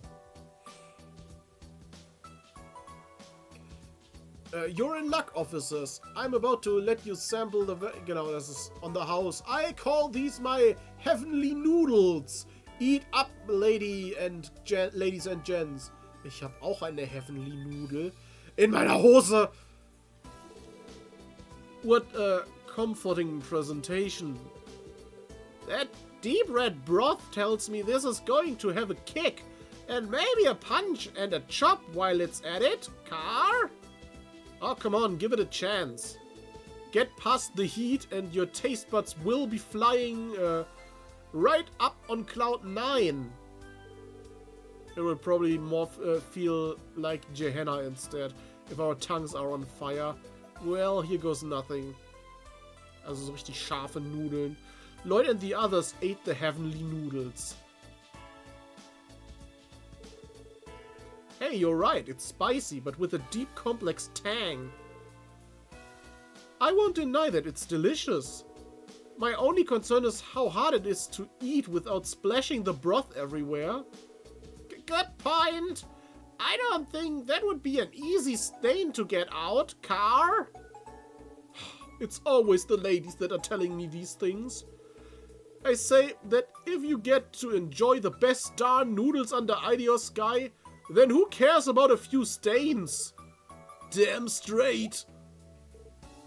Randy? There's a whole world of rich flavors just beyond this bold, spicy horizons. Combine that with these perfect, supple noodles dancing in the broth, and you've got something only a real man could appreciate. This is it, Ozell, my man. This is the path of the noodle you've been telling us about. Yes, you finally get it now. Cherish it, young one. That's true enlightenment you're tasting. As a reward, I shall teach you the recipe that served as the foundation for these very same noodles. Master it and open the eyes of all your friends. Hey, thanks, Ozell. Randy was really into that dish. I guess that settles who's writing the piece about this place. Ja, Randy. Randy Doodly Dandy. So, müssen wir für jeden so einen Favorite Spot finden?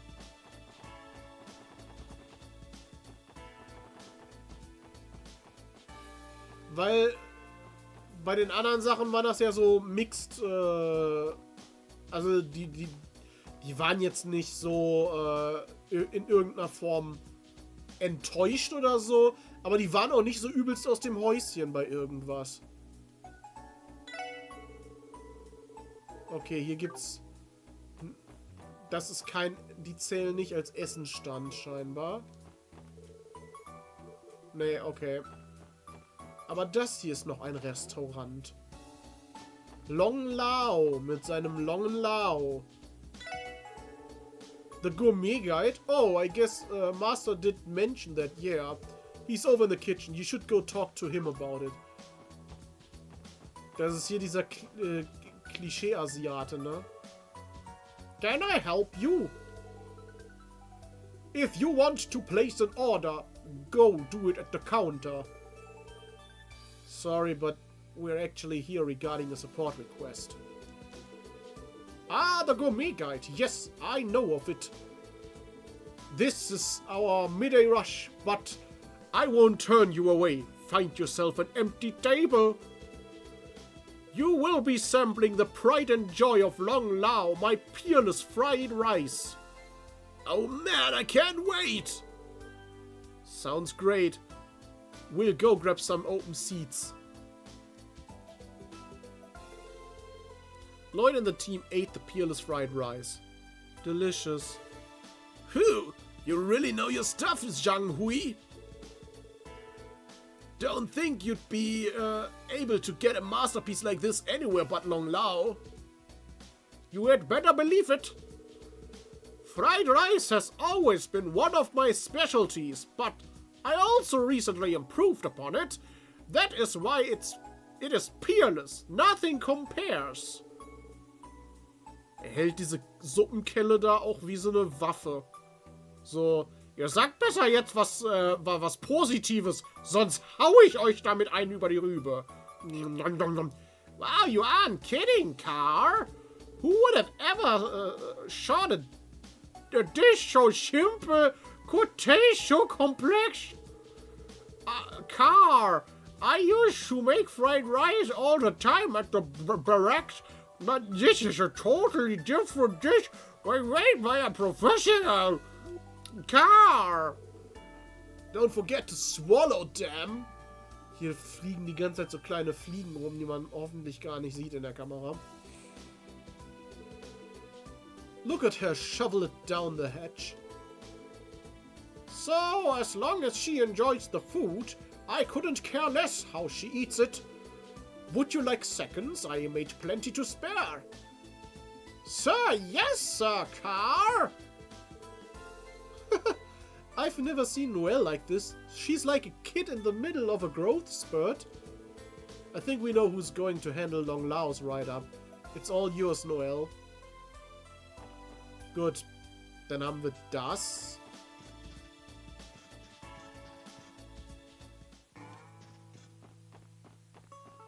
Gibt's hier irgendwas, was mit Essen zu tun hat? Trinity, ne?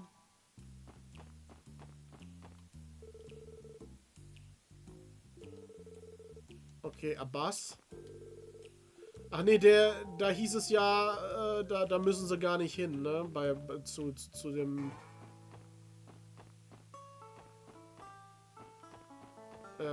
Nee, hier wollte ich nicht hin. So. Es gibt aber auf jeden Fall wahrscheinlich noch im Entertainment District gibt's auf jeden Fall noch Stände. In der Back Alley?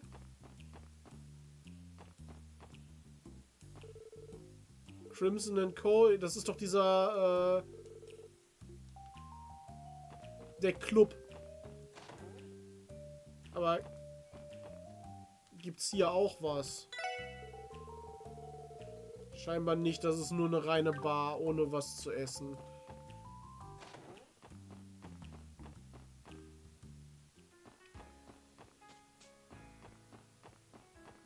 Hier gibt's aber auf jeden Fall einen Eisstand. Hey, they're craving some ice cream today. Well, that's actually what we came to ask about. You see, we're with the special support section. The SSS explained their mission. Mal wieder. So you guys are the ones on the job, eh? The CNS already told me a bit about it. I've been ready for this.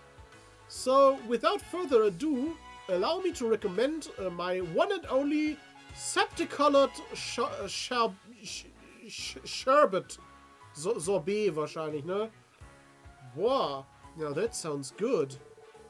It's my newest creation, a frozen blend of several delectable flavors all at once. I've even added bits and pieces of candy that bursts in your mouth. The texture is an experience you'll never forget. I see. We'd love to try it.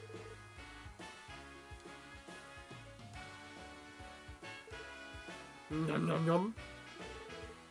It's cool and delicious. Wahrscheinlich ist das jetzt Tios Stand. Sie mag die Süßigkeiten. The presentation is cute too, and I see what you mean about the texture. The candy just explodes on my tongue. Looks like it's a hit with the ladies of the SSS.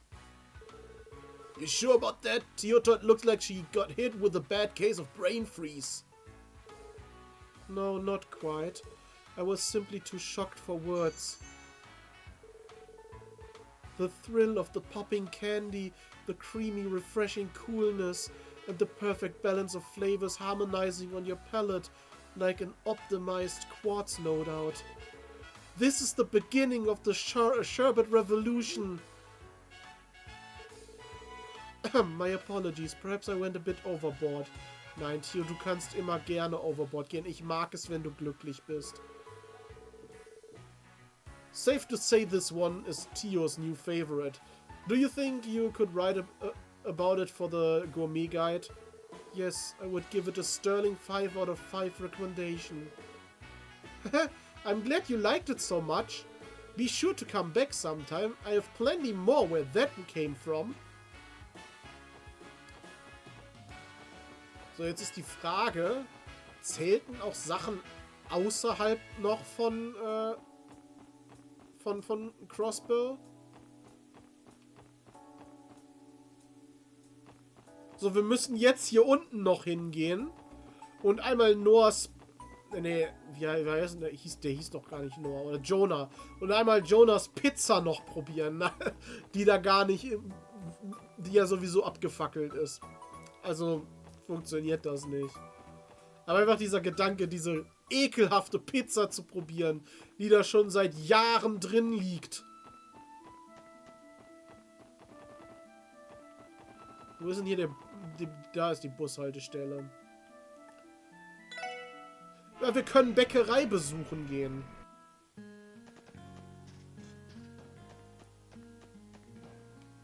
In der Ziegel.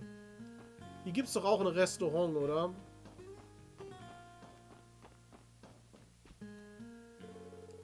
Well, hi there. Welcome to the Ziegel Inn. Hello with the special support section. We'll hear about a request.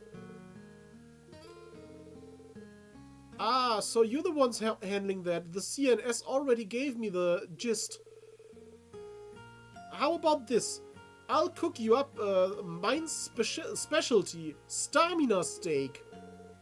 I can only hope our stomachs have the room to spare. Oh yeah, you kids have a lot of other places you need to sample, don't you? I'll prepare some bite-sized servings in that case. We appreciate the consideration. Lloyd and the team ate the stamina steak. Dang, even one bite on its own is pretty filling.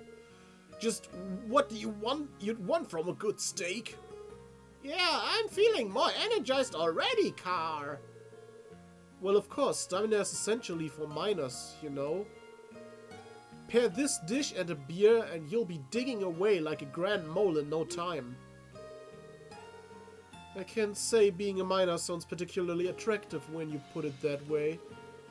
True, but Guns and the others seem to enjoy it well enough. Well, miners are some of the manliest men in all Crossbow. Die männlichsten Männer. Anyhow, if you kids are ever in need of a nice hearty meal, you know where to come. You bet we do. So, collected information from 6 eateries. Well, we could go report to Great... Ja, nee. Then again, we haven't found everyone's favorite dish yet. There might be more spots to try. Das habe ich vor. Aber Bäckerei war, glaube ich, gar kein Lebensmittelhändler, ne? Bäckerei war einfach nur ein Händler. Das war ein General Store. So, Crossbow and Independence came up on that trade conference, Dass der Typ einfach Bäckerei heißt, finde ich immer noch komplett dumm. Obwohl er heißt Backerei. Now there's an idea. That new mayor of ours has got some real moxie. It's about time we stopped rolling over for the Empire and Republic. Okay, Bäckerei, schön für dich. Da ist die Mine. Hier ist noch ein normales Haus.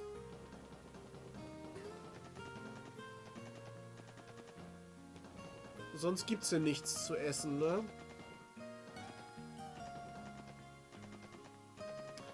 Nee.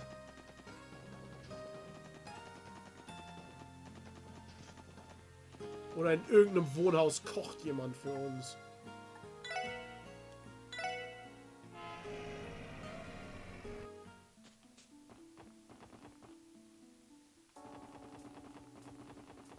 So, also das war auch quasi mehr so eine Art Reinfall.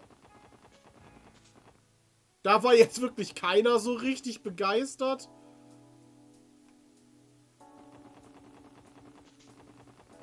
Also es hat nur einer gesagt, dass es gut schmeckt, aber auch nur einer.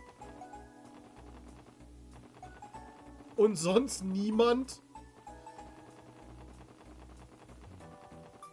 Das war bis jetzt, glaube ich, der am wenigsten beliebte Laden. Probieren wir auch mal die Inns hier an den Grenzen.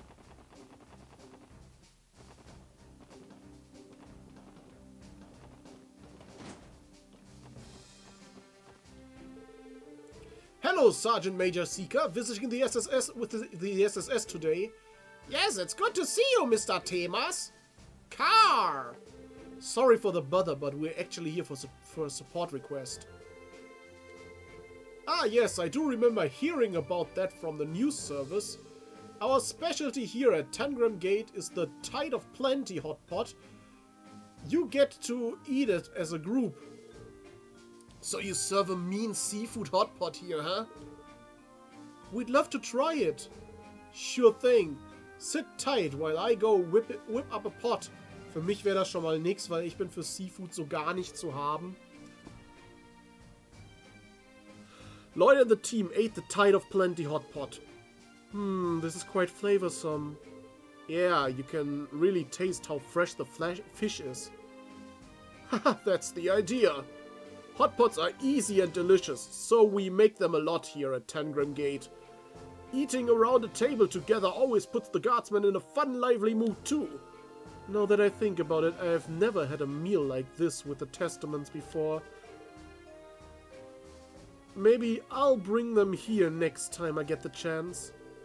For real? You want to take your downtown gang to a border gate to eat hot pot? I think I know who likes this dish the best. Perhaps we should let Wazy handle the review for it then. Okay, also hier ist Wazy tatsächlich einfach so an so einem Grenzposten in der Cafeteria vom Militär. I was hoping to weasel my way out of doing one, but I guess I don't mind too much. Es fehlt nur noch Lloyd, ne? Ne, Ellie auch noch. Lloyd und Ellie fehlen noch. Alle anderen haben schon ihr Favorite gefunden.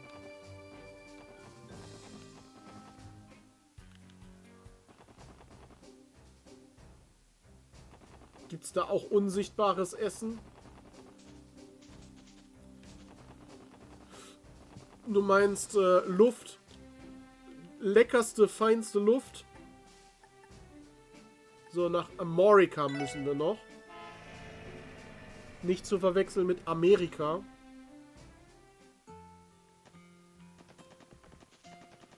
Müssen wir zur Kirche eigentlich auch noch? Gab's da eine Cafeteria? Wir müssen noch zum Krankenhaus, ne? Da gab's eine Cafeteria.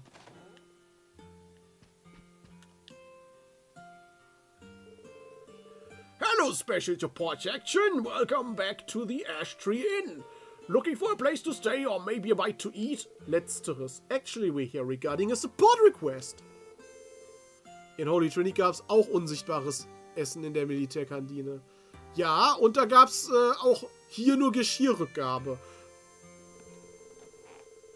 Alright, the Crushbill news service already told me everything I need to know.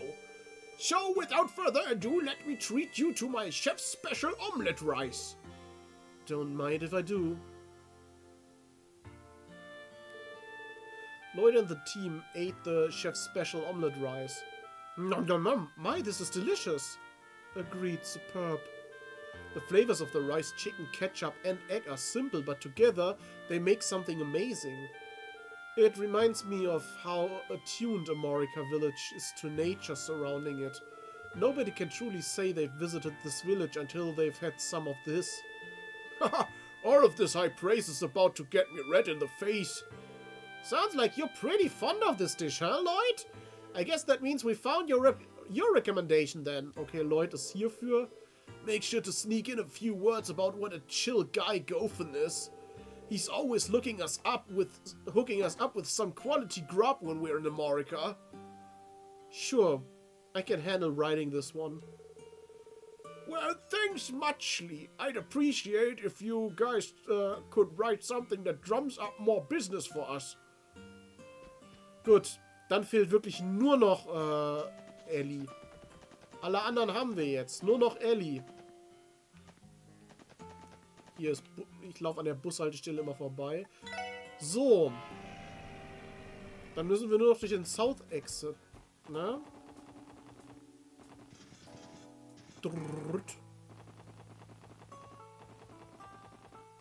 Gab es überhaupt einen South Exit?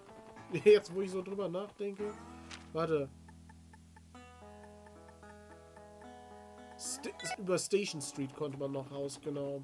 Das ist der South Exit. So, und zum St. Ursula Hospital. Und hier ist die Cafeteria, die erstmal umzäunt ist. Hey there and welcome to Le Lecture. Can I help you to a meal? Sort of, we're from the CBD Special Sports section. We're here about a request we received. Alright, the Gourmet Guide. Someone from the CNS did get in touch with me about that. There's just one problem. What do you mean? The dish I'm offering needs a lot of time to cook properly. And unfortunately, just plumb ran out. So sorry, but I'm afraid you're going to have to wait until I whipped up another round. That's a bad break for us, but if there's no dish, there's no dish. Pardon me, how much time will it take before a new batch is ready? Let's see, I just started on a new one last night, so it should be done about 48 hours from now. Come see me the day after next and I'll hook you up. It simmers for 3 whole days? Car? Okay, das heißt, diese Quest können wir erst am letzten Tag beenden.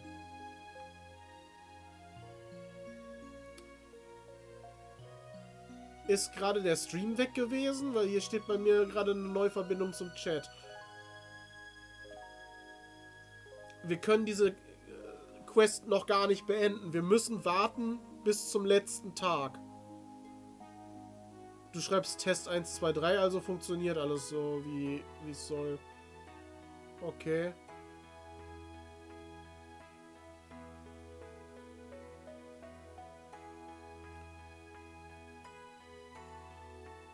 Ja, der Text kommt an.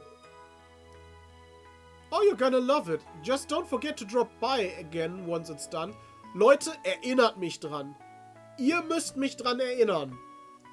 Ihr müsst mich dran erinnern, ja? Ich schiebe die Verantwortung jetzt auf euch. Erinnert mich dran, in 2 Streams oder so nochmal hier hinzugehen, weil wir die Quest noch machen müssen.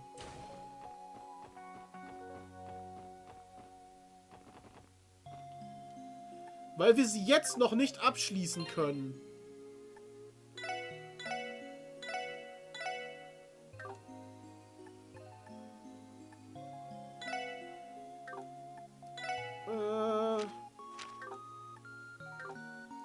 Nee, ich wollte ins Detective Notebook gucken.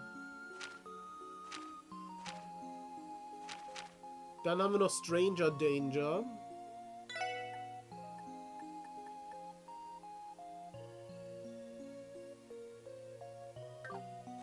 Amorica Village. Da waren wir schon.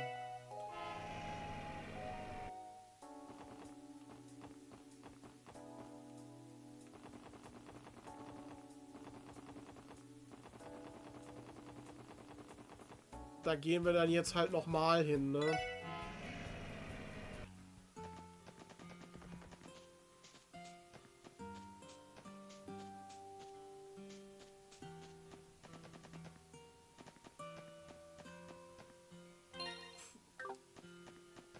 Irgendein Haus am hinteren Ende. Du? That foreigner who's been coming by is quite the cheerful fella. He's never without a smile. Something about it really puts me at ease. Ich weiß nicht. Jemand, der die ganze Zeit nur am Lächeln ist, kann auch sehr beunruhigend wirken. Ist hier eigentlich noch eine Kiste oder sowas hinter?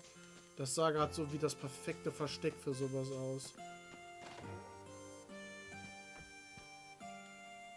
Okay, es war tatsächlich der Village Chief. Just what does my fool of a son think he's doing? It's concerning, yes. I believe there's a possibility he's been... Hello, Chief Tolter. You called for the Special Support Section? Ja, und Harold Hayworth ist auch da.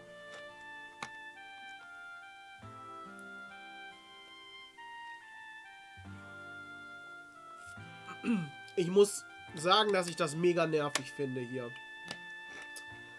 Das ist... Es ist halt... Ich will jetzt keine Werbung machen. Ich will mich tatsächlich negativ äußern gerade. Und ich werde auch nicht für irgendwas bezahlt. Fusty gehört ja, soweit ich weiß, auch zu Coca-Cola. Und sämtliche Coca-Cola-Plastikflaschen haben diesen Verschluss, der jetzt so ist, dass das Ding nicht komplett abgeht, sondern das hier so dran rumbaumelt. Und ich finde das mega störend, weil jedes Mal, wenn du trinkst, hast du das Ding dann an der Nase hängen. Und es hängt dir irgendwo im Gesicht. Das ist so nervig und kacke. Einfach nur, damit das da dran bleibt. Das ist bei Colaflaschen auch. So. Und ich denke mir jedes Mal, ey, das ist so kacke. Ich habe das jedes Mal in der Fresse, wenn ich daraus trinken muss. Ich reiß das sowieso dann immer ab. So. Und mache es kaputt. Ich schraube den Deckel am Ende trotzdem wieder drauf. Das ist, damit man den Deckel wieder mit abgibt, wenn man die Flasche abgibt. Aber wer schmeißt denn den Deckel dann absichtlich weg und,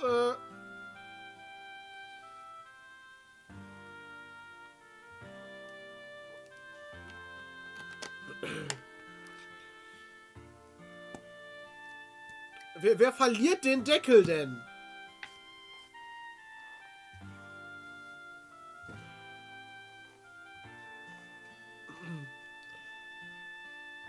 Ich finde das besonders bei Colaflaschen immer scheiße, wenn man das Ding dann hier im Auge hängen hat oder so.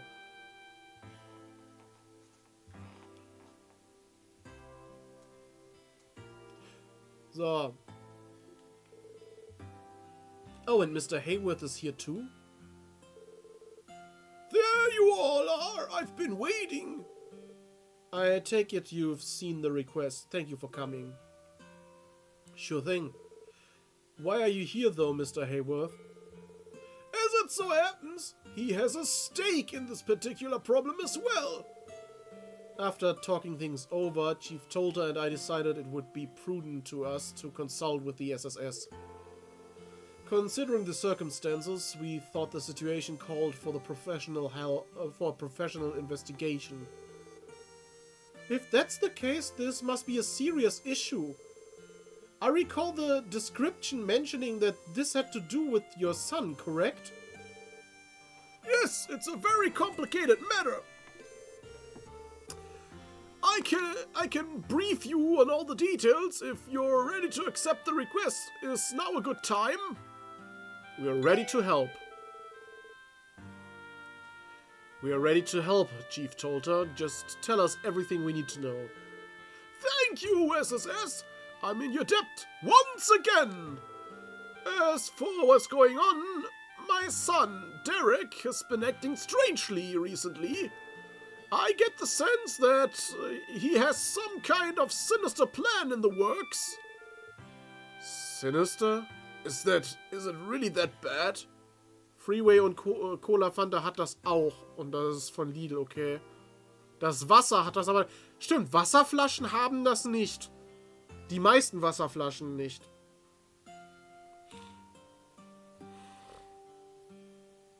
Das ist nur bei so Süßgetränken.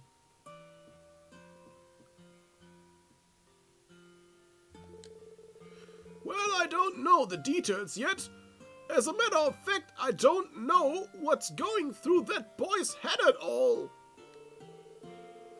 You see, not long ago Derek told Harold that America would no longer be doing business with him. Really? Why would he do that? Haven't you always been on excellent terms with the village, Mr. Hayworth? Yes, I've done my best to be kind to the people here ever since we started doing business. Genau wie es mal Pfanden nur auf Getränke mit Kohlensäure gab. Das ist echt blöd. Und mittlerweile ist ja sogar Pfand auf hier Müllermilch und sowas.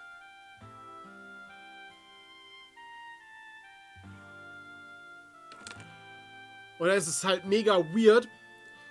Ich meine nämlich auf Y-Food zum Beispiel, da wäre auch Pfand drauf jetzt. Und ich weiß nicht, ob das so ist, dass es nicht auf alle Sorten ist.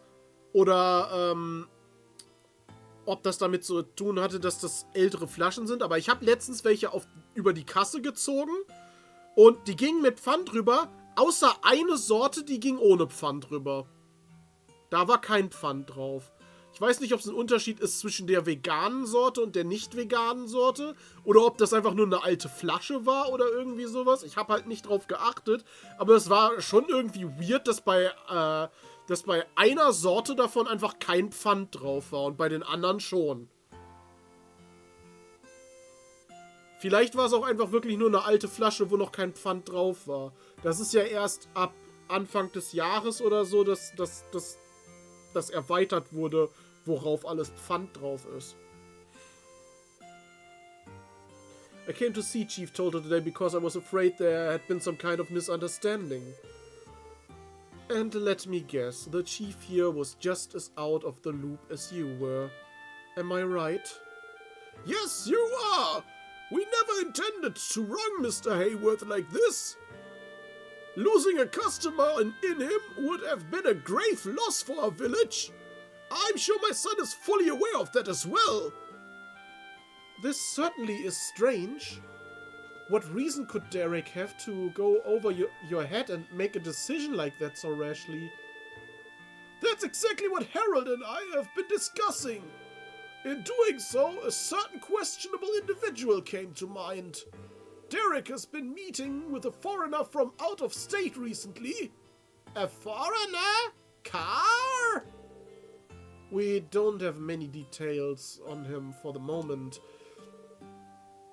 All we know is that he and Derek have been talking behind closed doors. Nothing says suspicious quite like a secret meeting. Quite right! As such, my request to you is to investigate this foreigner for us. If he truly is plotting some sort of nefarious scheme, we need to put a stop to it at once! I apologize if this comes off as rude, but is something like this truly worth submitting a support request for? Surely the logical approach would be to simply speak with your son yourself. Don't think that's our call, Tio Tot. I'm embarrassed to say so, but the young lady is correct. Derek and I have been at odds on how best to run the village for a long time. I've tried to confront him about this, but I could never get an answer out of him. As his father, it pains me to admit that. No wonder you decided to consult us. That's about brings us up to speed. We'll begin investigating immediately. I was thinking we could start by interviewing each of the villagers. Feel free to do so! Incidentally, Derek and Elkin are delivering produce to the city right now. You may be better off speaking with them at last. Thank you for looking into this, SSS. I hope you can get to the bottom of things. Wo war hier? Derek and Elkin. Die sind in der Stadt, oder wie? Habe ich das richtig verstanden, dass sie gerade in Crossville sind und nicht irgendwo hier in der Nähe? We'll do everything we can, Mr. Hayworth. Stranger danger started.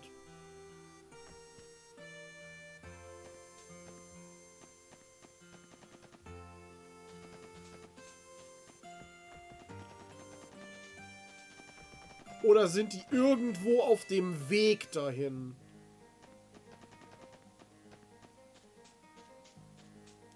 Wahrscheinlich ist es das, oder? Wir müssen die irgendwo... Ah, fuck.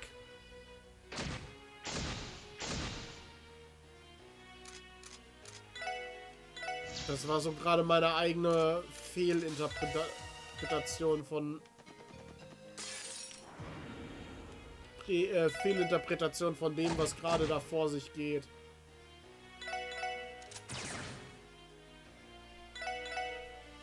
Ich glaube, das ist nicht mein Team, oder?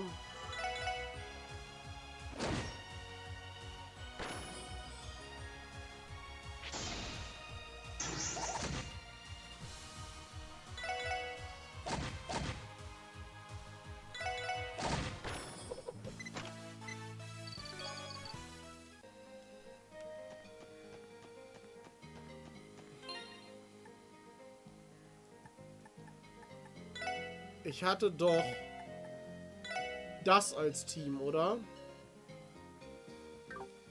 Das war mein Team.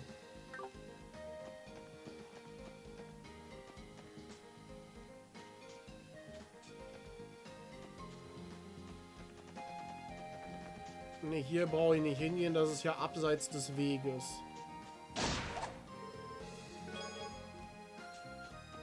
Königskartoffel gefunden. Die werden ja wohl kaum irgendwo abseits des Wegs gegangen sein. Höchstens da, wo dieser eine kleine... Es gibt ja da so eine Pausen-Area quasi. So ein Zwischenstopp. Da, wo Tio uns irgendwann mal das Ohr voll gestöhnt hatte. Daran erinnere ich mich mit Freude.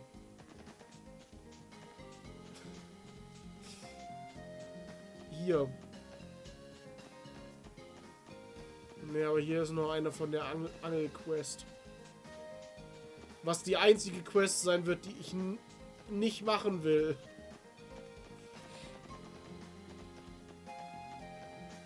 Allerhöchstens ganz zum Schluss.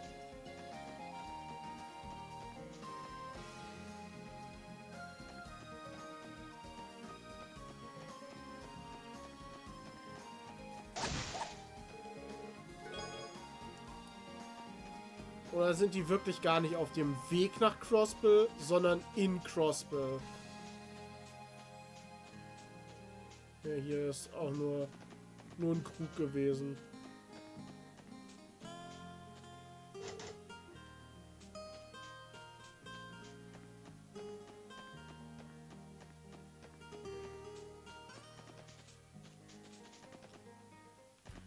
Wahrscheinlich sind die wirklich einfach in Crossbill und nicht auf dem Weg nach Crossbill.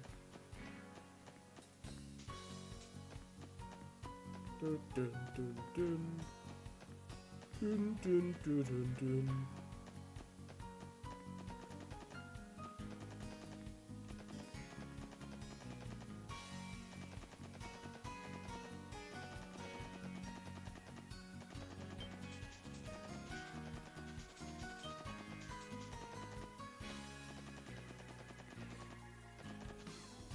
Vielleicht haben sie hier einen Abstecher gemacht. Nee. Warum sollten sie?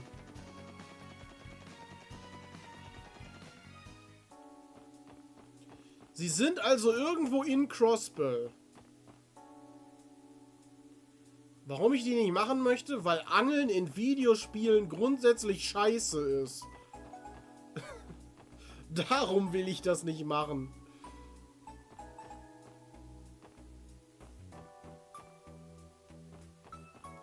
Wenn ich nur wüsste, wie dieser Derek aussah.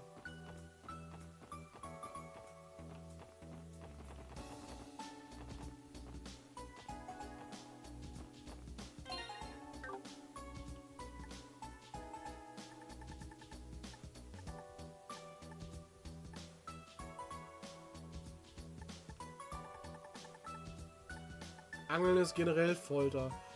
Angeln ist eigentlich nichts weiter als das unfreiwillige Piercen von Fischen.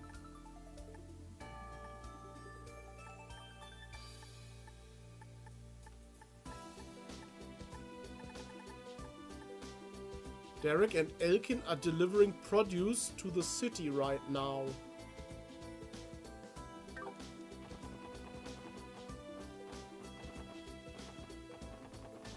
Also hierhin oder wie? Zum General Store.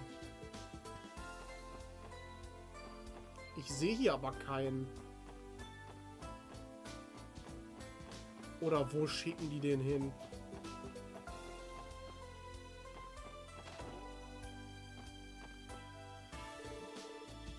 You're looking really fired up, Ken. You bet I do. Today is the day I'm finally gonna play with him. Him who? The black cat that's always hanging around in the neighborhood. Let me know if you see him, okay? Geht's um Cop? A kitty cat? Wait, but aren't we supposed to go shopping for Mom right now?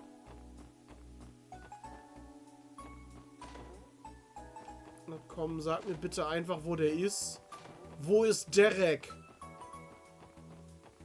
Derek klingt wie Dreck, nur dass man noch ein E dazwischen gepackt hat. Ist euch das mal aufgefallen? Was das für ein scheiß Name ist.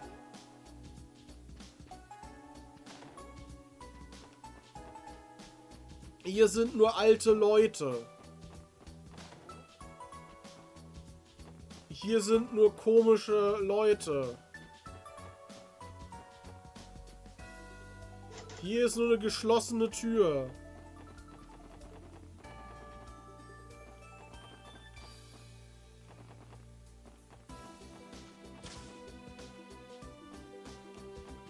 Sind die irgendwo, wo ich heute schon mal war? Nur, dass die erst getriggert werden mussten, dadurch, dass ich die Quest begonnen habe.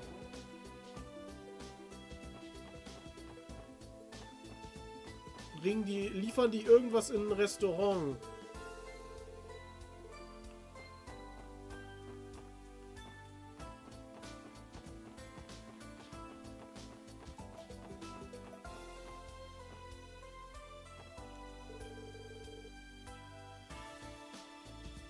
Hier ist Chief Robos. Oh, it's Gio! And I see you brought the rest of the SSS. What's up, guys? It's been a while. Jonah! Nicht mehr am Pizza essen? Hello, Chief Roberts. Jonah. Are the two of you here for lunch? Yes, I wanted Jonah here to try eating healthy for once in his life. He had nothing but pizza while he was living in the Foundation's headquarters in Le Mans State. Yes, how could I ever forget? And what's this? I see he's barely touched any of his veggies. Hier gibt es unsichtbares Essen, Kyodai. Ich sehe gar nicht, dass er überhaupt was zu essen hat. Er hat nicht mal einen leeren Teller, so wie der Tisch da hinten. You are right, his plate is nothing but peppers and carrots now. Du kannst das Peppers and Carrots weglassen. His plate is nothing. Literally nothing. Da ist nichts. Nicht mal ein Teller. Being a picky eater isn't good for you, Jonah. Was soll er denn essen? Da ist nichts. Don't treat me like some dumb kid. I'll eat whatever I want.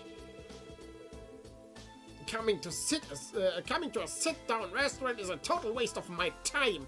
I mean, forks, knives, why even bother? It's so much easier to just inhale a couple slices of pizza while I'm on the computer. This can't be. You mean to say these scrumptious vegetables don't light up your palate? Gemüse ist lecker. Ja. Oh, this is all my fault. I only wanted you to eat something more nutritious. I got it. I'll summon chefs from across Lemuria to create the ultimate vegetable dish, one that even you can appreciate. Ugh. Could you cut it out already? Der ist halt wie so ein Kleinkind. Der kein Gemüse. Über welches Nix ich mich aufrede. Über das Nichts, was hier auf dem Tisch steht.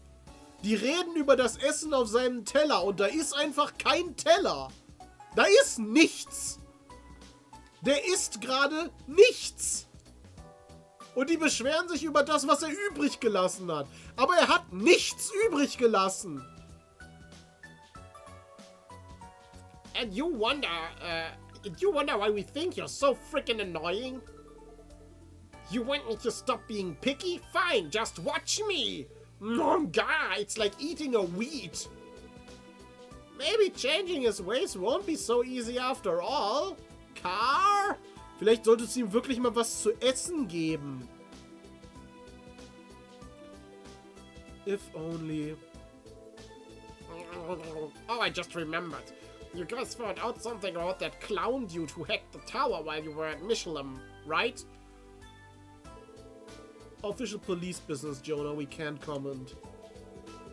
He's right. We did meet him at Michelin, but we should keep what happened that night under wraps for now. Car! Damn. So that's how it's gonna be, huh? Well, fine. Willkommen zurück, Tahu. Anyway, ever since the tower incident, he hasn't shown up again on the net.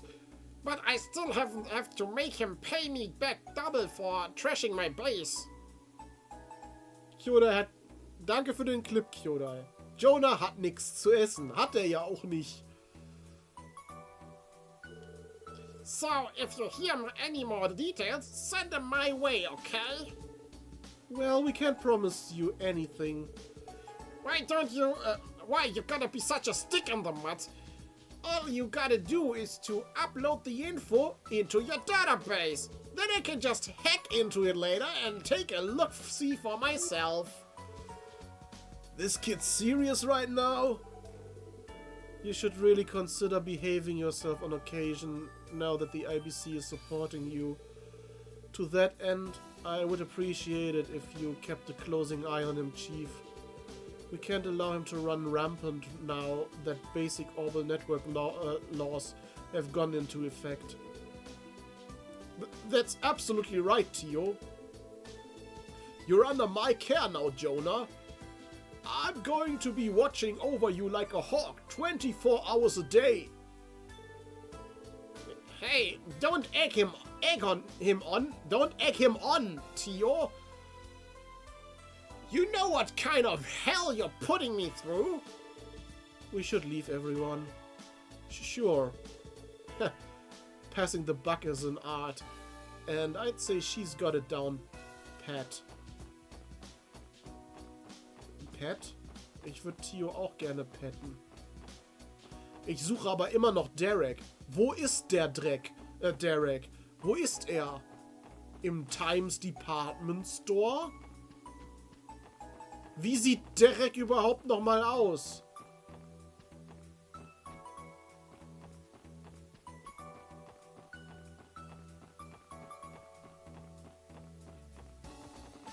Also hier ist keiner. Die sollen ja zu zweit sein, oder?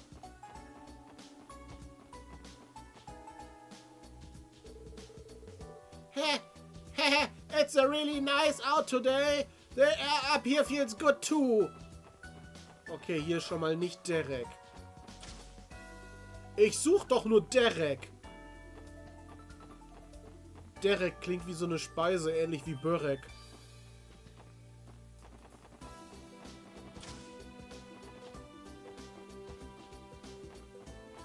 Jetzt habe ich irgendwie Lust auf Börek. This store has quite a diverse selection of Orbit products. Brands from nations near, far, carry. Ja, aber der müsste doch sich eigentlich irgendwo befinden, wo es was Frisches gibt. Vielleicht hier unten? Ich sehe aber hier nirgendwo jemanden, der Derek heißen könnte. Hier ist Gillette. Der verkauft wahrscheinlich nur Rasierklingen. Ever since my mom went on strike, I've gained an appreciation for just how hard she'd been working around the house. She still hasn't forgiven us though, and we've been apologizing to her for days on end. Bla bla bla, egal. Ich will gerade eigentlich nur Derek finden. Wo ist Derek? Hier ist Ries. The SSS, fancy meeting you here. Hey Ries, are you here for lunch? Indeed. I came into town on my break for something to eat. The fried rice at this restaurant is simply delectable. Oh Ries, you haven't lost your love for food. She's right though, that does look good, Car. But what about the plate count? She's gonna put Shan through college at this rate. So, euch fehlen die Ohren. Ich merk's schon. There's something odd about seeing a church sister in a place like Long Lao. What an odd combination. Ellie doesn't seem to think that this is out of the ordinary for Reese at all. Ja, besser so. Ne, das ist Bond. Also das waren die, wo wir die Katze suchen mussten, genau. Das war James Bond. Aber hier gab's doch... War hier nicht irgendwie noch so heiße Quellen oder sowas? Ne, das sind Hotelzimmer.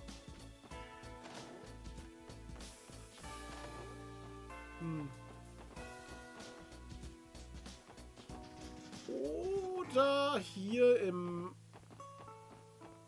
im Exchange Shop vielleicht. Aber Produce ist ja eigentlich quasi das, was Bauern herstellen. Ne? Also landwirtschaftliche Erzeugnisse. Das ist doch Produce eigentlich.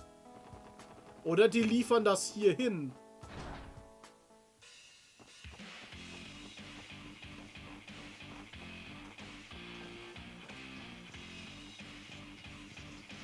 Aber hier scheinen sie nicht zu sein. Hier sind nur die üblichen Bad Boys. Lotus Heights. Ich habe das Gefühl, ich war jetzt überall schon einmal drin. Und ich finde den Typen nicht.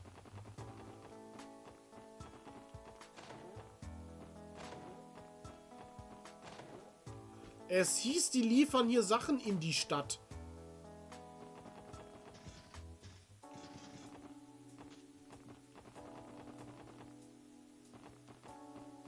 Vielleicht liefern die ja Sachen an die Bracer-Gilde. Nee.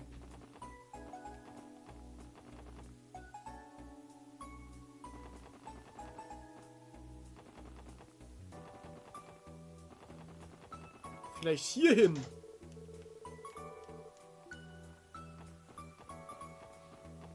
Scheinbar auch nicht ein Eiyuu.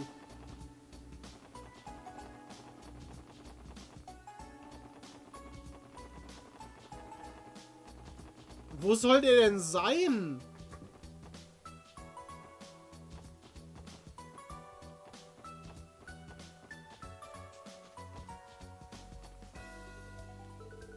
Hey there, can I interest you in some juice? Ja gut, wir müssen jetzt hier auch noch mal gerade für die Dings, ne, für die Gourmet, für den Gourmet-Guide das machen. Oh, that thing, yeah, I remember hearing about it. How about this then? It's acerbic tomato soda, my latest product.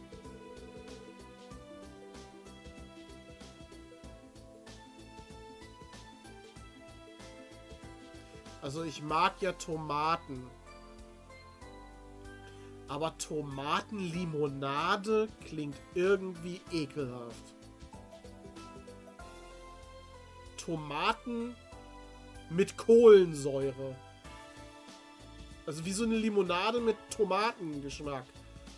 Das klingt nicht geil. Das klingt richtig widerlich. Das klingt sehr ekelhaft. Wir sind uns da alle einig, oder? Like the shake that you make for Speaker McDowell. Yep. Whether he's mayor or speaker, he still orders the usual every time. Das ist... Der bestellt das freiwillig?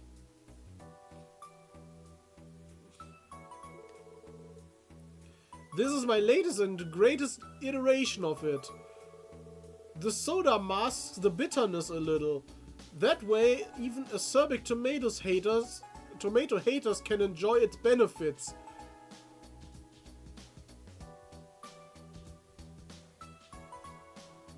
Tomatensaft ist ja fast wie Tomatensoße, quasi, ne? Aber das dann mit Kohlensäure ist doch richtig ekelhaft. Wer will das denn? Wer will denn Tomatensaft mit Kohlensäure und Zucker trinken? Das klingt nicht lecker.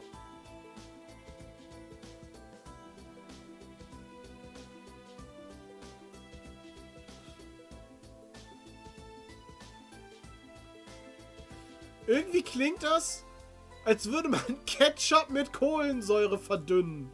Also Ketchup mit Wasser verdünnt mit Kohlensäure. So klingt diese... das ist für mich das, wonach Tomatenlimonade klingt. Als ob man... Kannst ja mal Ketchup in die Soda-Stream-Flasche tun. Das Ding ist, dass man bei der Soda-Stream-Flasche das erst aufsprudelt und dann den Ketchup reinmachen will. Hab ich Ketchup?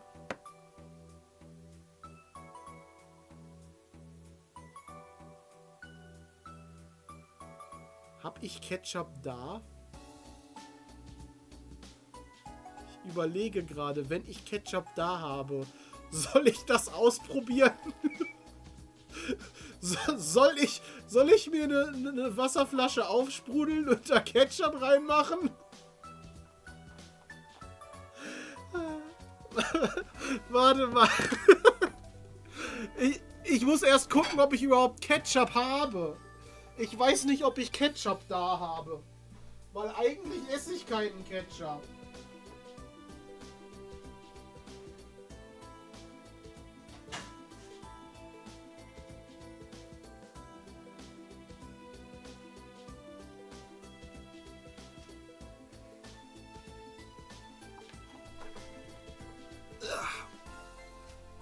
Nein, ich habe keinen Ketchup.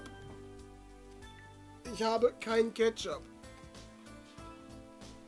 Das Ding ist, ich esse auch so eigentlich kaum Ketchup. Ne? Wenn ich Pommes mache, esse ich die lieber mit Mayonnaise. Ich wüsste nicht, wozu ich Ketchup so im Haushalt brauche. Ich habe den höchstens mal da, wenn ich irgendwie das für ein Rezept brauche. Für einen Salat oder sowas.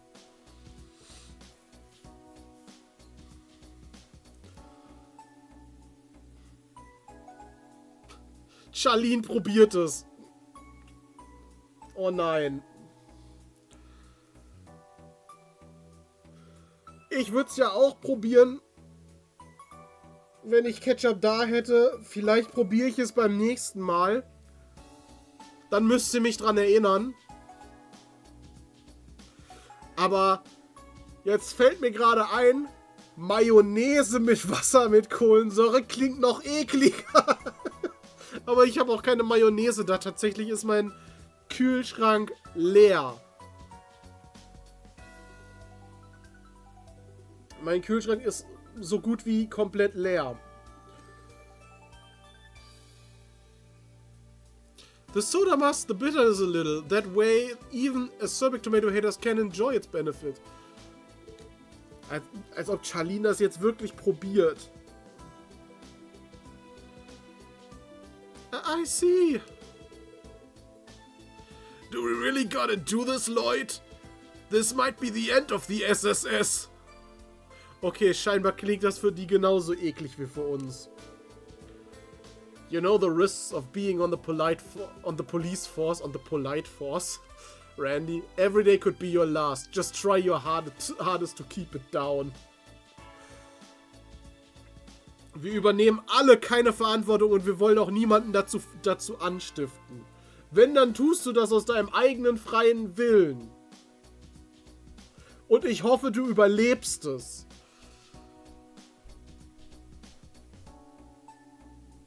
You know the risks, genau. Einfach nicht kotzen. So. Lloyd and the team drank the acerbic tomato soda. Everyone recovered 50 CP. Es ist gut, dass wir das gemacht haben.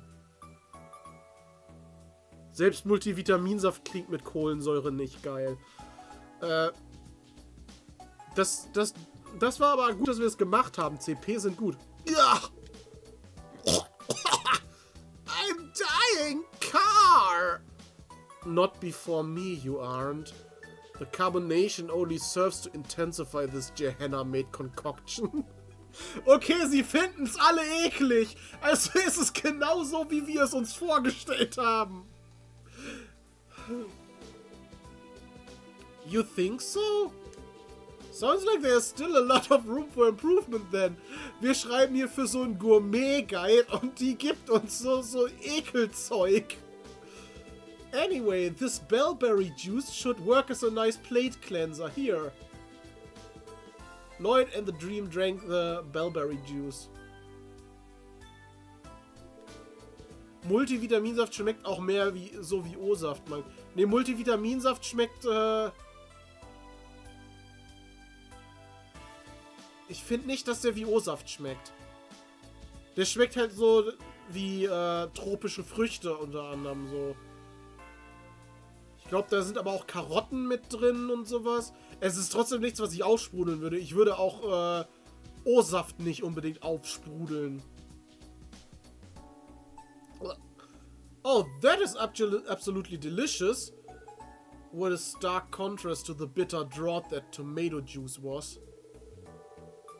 Charlene, lebst du noch? Ich muss das jetzt fragen, aus Sorge. Weil das letzte, was du geschrieben hast, dauert kurz.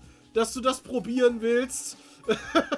Ich habe Angst, dass du das getrunken hast und es nicht überlebt hast.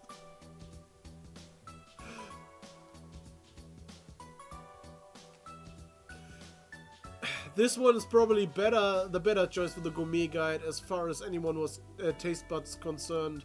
Aber wir wissen ja schon sowieso, wo wir das letzte herkriegen, nämlich beim Krankenhaus. Und da müssen wir dann am letzten Tag nochmal hin. Nur der Vollständigkeit halber wollte ich da halt auch... könnten die hier beim Ork's Tower sein?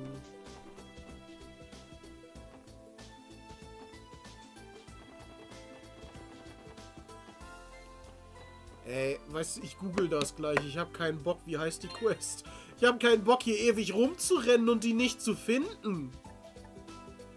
Und gleich steht dann so in der Lösung, ja, die sind nicht in der Stadt. Die sind irgendwo anders, wie auch immer man darauf kommen soll.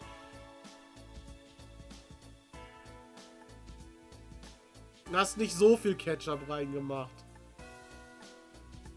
Ja, ja, aber es muss eigentlich Hälfte Wasser Ketchup sein.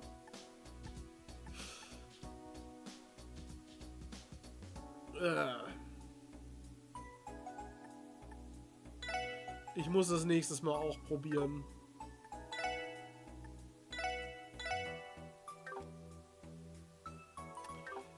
So. Wie heißt die Quest, die wir hier gerade machen? Stranger Danger.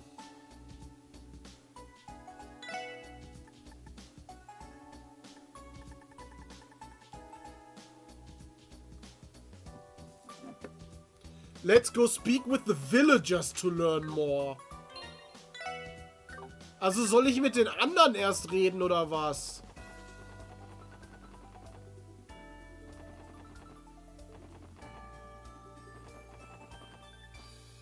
Also... Der Typ hat doch gesagt, ja, Derek und irgendwer sonst sind gerade in der Stadt und liefern da Sachen hin. Mit denen solltet ihr reden. Und in der Quest-Beschreibung steht jetzt, ja, rede mit den anderen Dorfbewohnern. Elkin's making a produce delivery to the city. He's been in such a good mood lately. He'll look for any excuse to take the long way home. To be fair, I can't understand why he's so happy with the massive bargain he's made. Und hast du es jetzt schon probiert? Und wenn du es probiert hast, wie schmeckt's? Schmeckt es eklig? Excuse me, I have a few questions for you. Ich weiß nicht, was mir fällt kein guter Name ein ist. Du hast Angst, okay.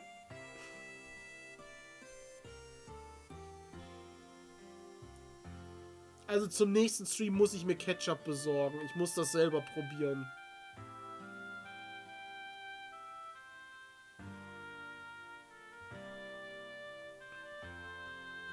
Ja, zur Not kannst du es ja ausspucken. Obwohl, Tahu, ich weiß noch, als wir diese Bertie Bots Bohnen probiert hatten, du hast die auch nicht ausgespuckt, du hast direkt gekotzt, nachdem du drauf gebissen hast. Du hast es gar nicht die Chance, die auszuspucken.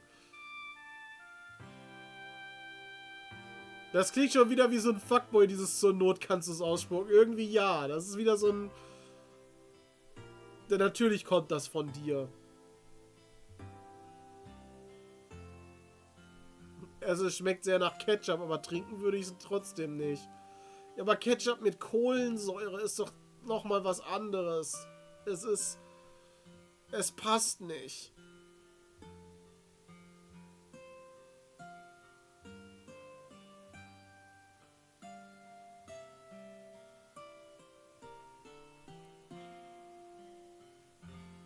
Also Julie sagt nicht, was sie im Kopf hat. Okay.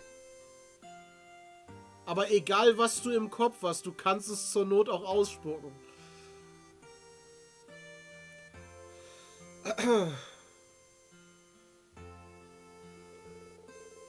Oh, him!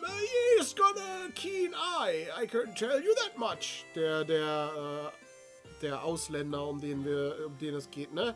What do you mean by that? Well, the man's become infatuated with our honey. He was raving about it being a surefire hit that he could sell across the entire continent. Sell across the entire continent? What is he, a trader or something? I've never heard him outright say it, but that seems likely. With discerning taste like that, I'm sure he's already made a name for himself. I'd be thrilled if my grandson were to follow his example. Is that so, Car? Well, now we know the dude is some kind of merchant. That's good information to have. Thank you for your help. Not a problem. Feel free to talk to me again anytime. Bitte, ich bin einsam. Niemand sonst redet mit mir. There's been a guy in the village lately who's dressed to the nines. He told Grams that I was such a capable lad. Of course Grams was thrilled. I could tell he was just flattering me though. Okay. Was sagt ihr denn? There's something up with that monocle guy. Monocle? Der Monopoly-Mann ist ja... Aber nee, war das nicht so, dass der Monopoly-Mann gar kein Monokel hatte? Aber alle sich da immer dran erinnern? Ist das nicht so ein Mandela-Effekt? Ich wollte gerade Gandhi-Effekt sagen, aber das ist, glaube ich, nicht... So heißt das nicht. He acts nice and smiles all big, but his eyes look like they're hiding something. Wer ist Monocle Guy? Muss ich hier auch nochmal nachfragen. Tatsächlich, das war ja 2 Quests. Excuse me, I have a few questions for you.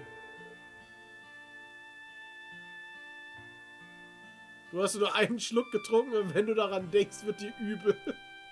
Das sagt eigentlich alles darüber aus, wie toll dieses Getränk ist. Lloyd asked about the foreigner who's been visiting America Village recently. Oh, the man who's been staying here on and off? Well, he's pleasant enough to be around, very polite at that. Polite, huh? I see, and would you happen to know this man's name? Let me think, I believe it was Mineth? Or at least that's what he wrote in the guest registry. Mineth, at least we have a name to work with now. Is there anything else you can tell us about this individual? Well, he wasn't too chatty, but so there's not much to tell. Einmal getrunken und nie wieder. Das kann ich mir vorstellen. He did call Derek up to his room a couple of times to talk about something or another. That's pretty much all I know. Sounds like the secret meeting Chief told us been worrying over. Car. Yeah, not the most game-changing information, but it's something. Thank you for your help. Not a problem. I'm happy to be of service. But if you really want to thank me, why don't you order some food while you're here? Wir haben doch eben erst Gratis-Kostproben gegessen. Warum sollte ich jetzt nochmal essen? Gibt's hier irgendwo? Nee, hier ist nirgendwo dieser Foreigner zu sehen.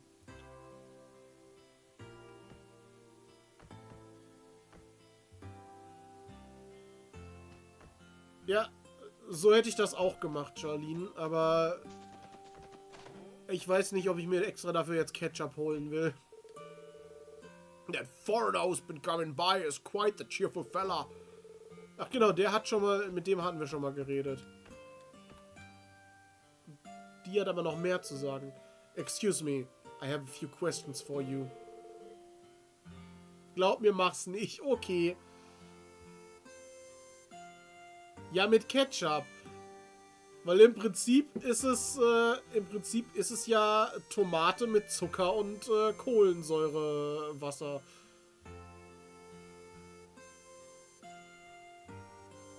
Naja, in Limonade gehört ja auch Zucker mit rein, ne?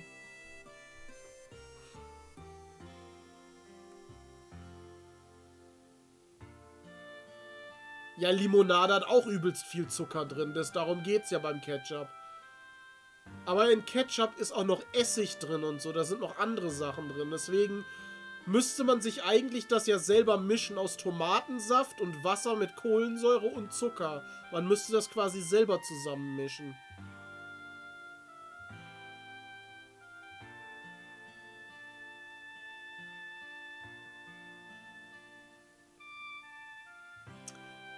Vielleicht muss ich mir mal Tomatensaft besorgen und das machen. Aber wir haben bereits in-game schon erfahren, dass das eklig war. Deswegen weiß ich nicht, ob wir das jetzt im Real Life noch ausprobieren müssen.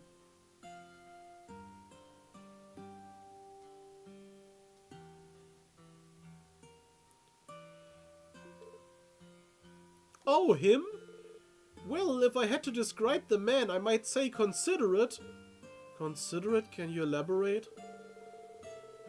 Once he was passing by the children as they were playing, and they accidentally got his clothes dirty. Rather than raise a fuss, he paid it no mind. In fact, he even gave them some candy.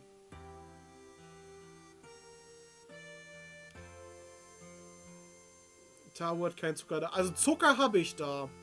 Und ich habe einen Soda-Stream da und Wasser. Aber ich hätte halt den Tomatenass. Warte. Habe ich noch eine Dose mit Tomaten? Mit passierten Tomaten oder so? Danach habe ich nämlich gar nicht geguckt, weil das steht nicht im Kühlschrank. Kann sein, ich gucke gerade, ob ich die Tomaten habe.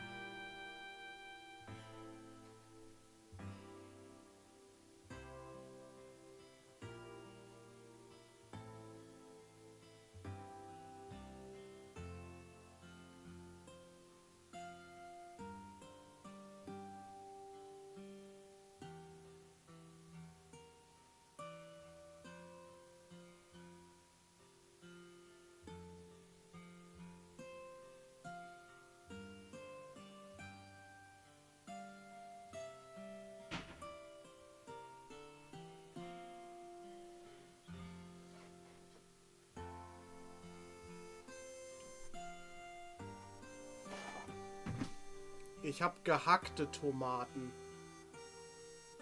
Die sind aber mit Stücken.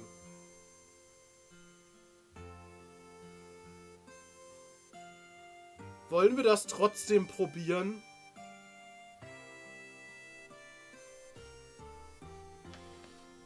Mit Stücken macht es irgendwie noch ekliger. Wollen wir das probieren? O-Saft ist aber nicht mit so großen Stücken. Da ist Fruchtfleisch drin oder so, aber das sind halt so gehackte Tomaten.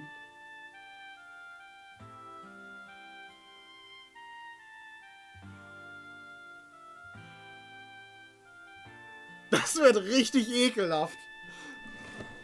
Huch, jetzt hätte ich fast hier alles runtergerissen.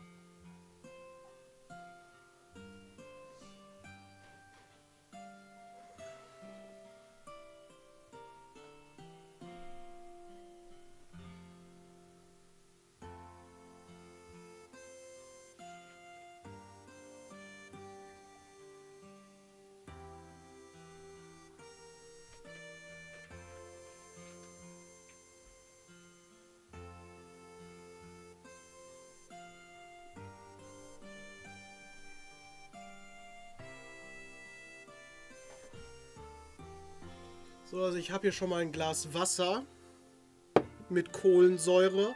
Hier sind die Tomaten und ich muss gerade noch Zucker holen. Das geht fast in die Richtung Vollnekose kocht.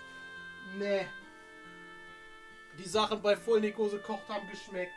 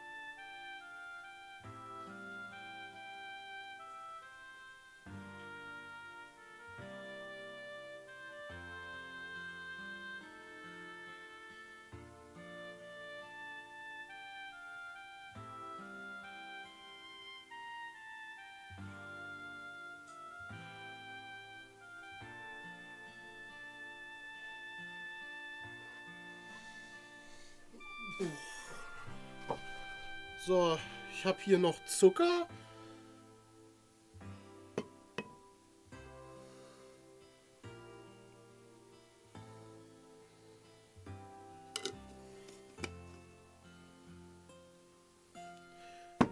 Ja, Vollnekose kocht, dafür müsste meine Küche aber aufgeräumt sein.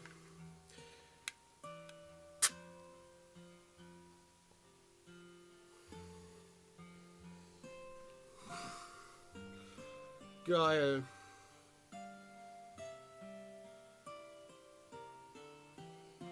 Ey. Mir ist jetzt alles voll ins Gesicht gespritzt. That's what she said. Von der Tomate. Warte mal.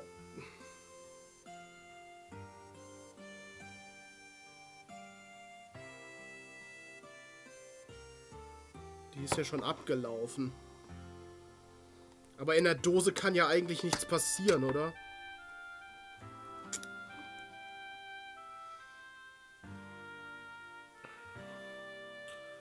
So oder so ist es eh eklig.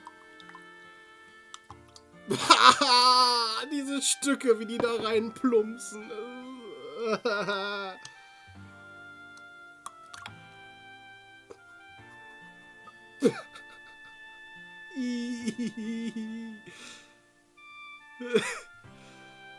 Das Emote stellt dar, wie ich mich fühlen werde, nachdem ich das getrunken habe. So, jetzt rühre ich das Ganze noch um.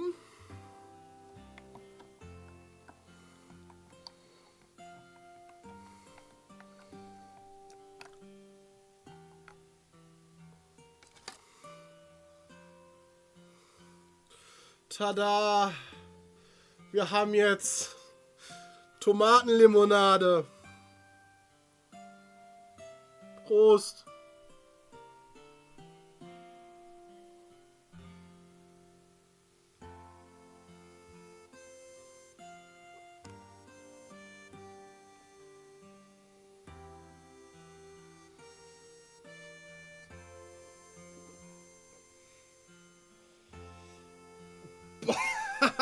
Das ist so widerlich. Diese Stücke. Ey. Es schwimmen einfach so große Stücke Tomate drin.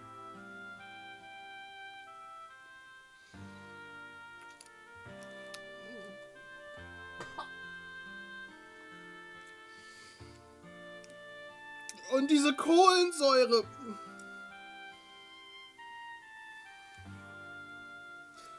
Wie kann es sein, dass man den Zucker, den ich da reingemacht habe, so wenig schmeckt?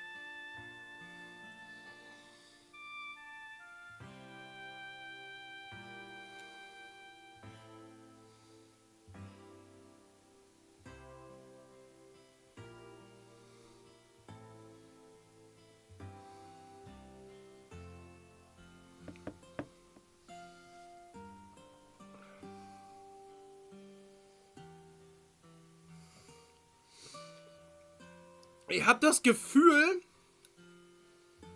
dass durch die Tomate die Kohlensäure noch viel saurer ist.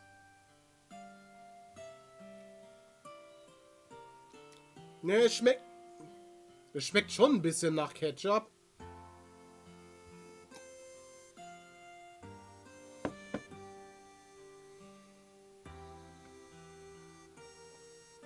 Da kann man nicht viel von trinken. Das kommt einem dann wieder hoch.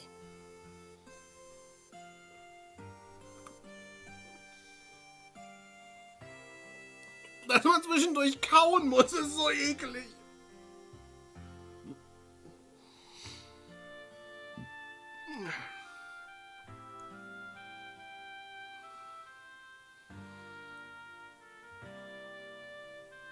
Die Stücke machen es noch viel ekliger.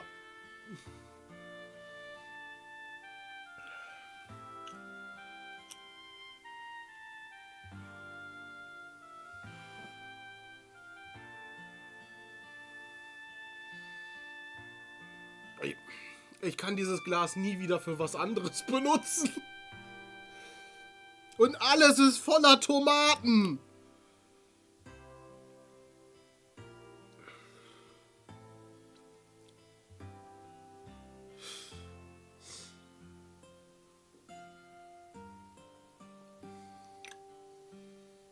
Was mache ich jetzt damit?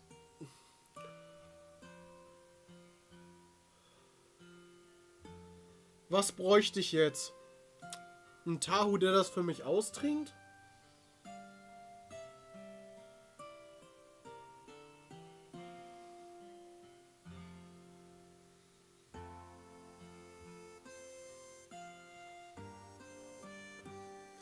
Das Ding ist, man würde ja vielleicht meinen, man gewöhnt sich daran. Aber es wird einfach jedes Mal ekliger, wenn man noch einen Schluck davon nimmt.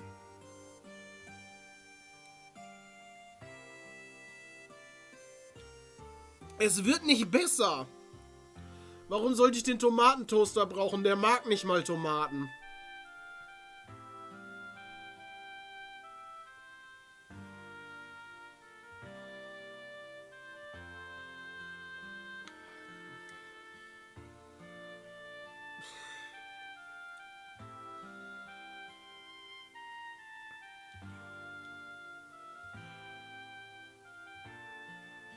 Alter, der Name davon passt auch so gut. Stinky Cheese einfach im Namen von dem Clip da, also im Link.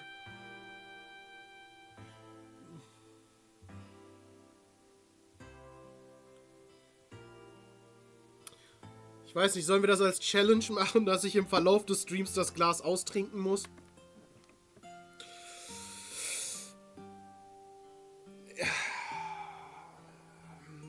Ja, ich habe hier ist eh schon alles drauf gespritzt eben beim Aufmachen der Dose. Ich benutze jetzt einfach mein Hemd, um den Schreibtisch abzuwaschen. Und es ist alles rot und matschig und eklig und bäh! Einfach nur bäh! Bestrafung wofür? Keine Ahnung. Für meine bloße Existenz reicht das nicht?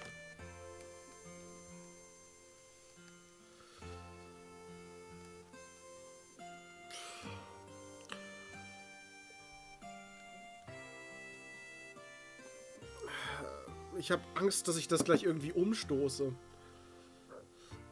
Mir ist gerade übelst schlecht.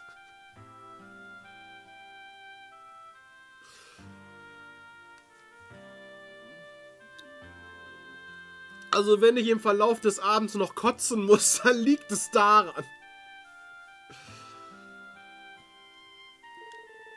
I didn't even decide whether to thank, compliment or apologize to him. He had me speechless. Interesting. Well, thanks for your time.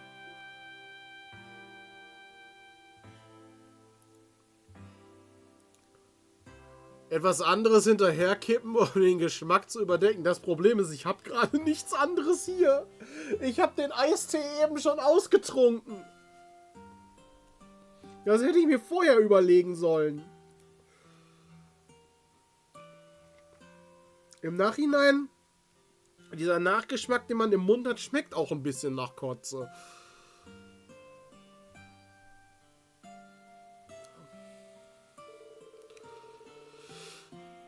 If I had to describe the foreigner who's been coming to our village in one word, it would be considerate.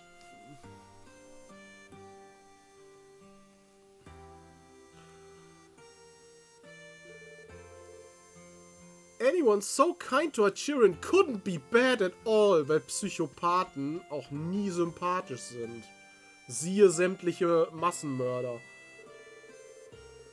Oder Serienkiller. Okay, we have more info to go off of.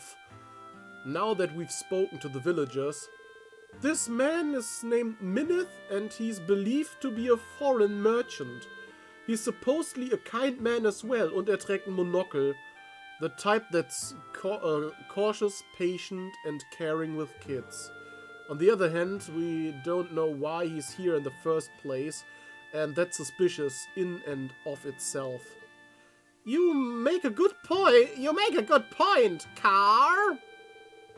Boah, dieser Nachgeschmack ist so räudig. Das hängt richtig so ganz hinten auf der Zunge. Yes, we never did learn of a motive in any of those conversations. The biggest thing that stands out is him talking with the village chief's son in secret. That doesn't pass the smell test. Ich trinke das nicht. Ich trinke den Rest nicht. Ich meine, ich habe jetzt schon damit zu kämpfen. I'm inclined to agree. It's incongruent with everything else we heard. I say we should follow up on that. Wait, look over by the entrance.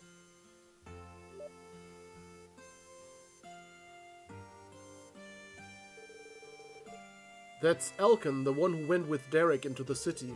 He must have just gotten back. Let's go speak with him. Dachte gerade, der sieht nämlich gar nicht aus, als ob er ein Monokel trägt.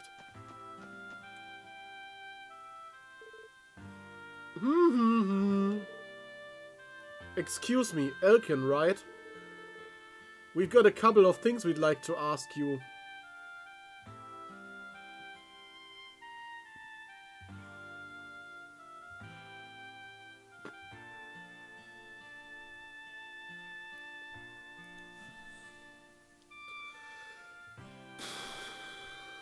Ich muss gerade tief durchatmen, weil mir ist gerade echt schlecht.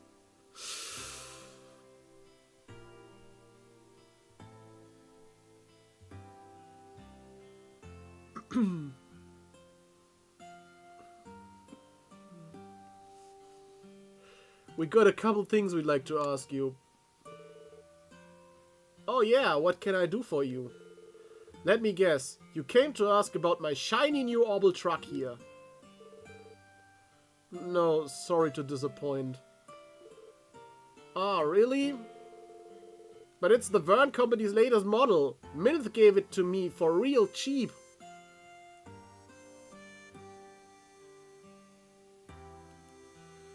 Das Ding ist, das einzige zu essen, was ich noch da habe, sind Käsespätzle und die müssen in die Mikrowelle. Und ich habe kein Behältnis mehr, wo die richtig gut reinpassen.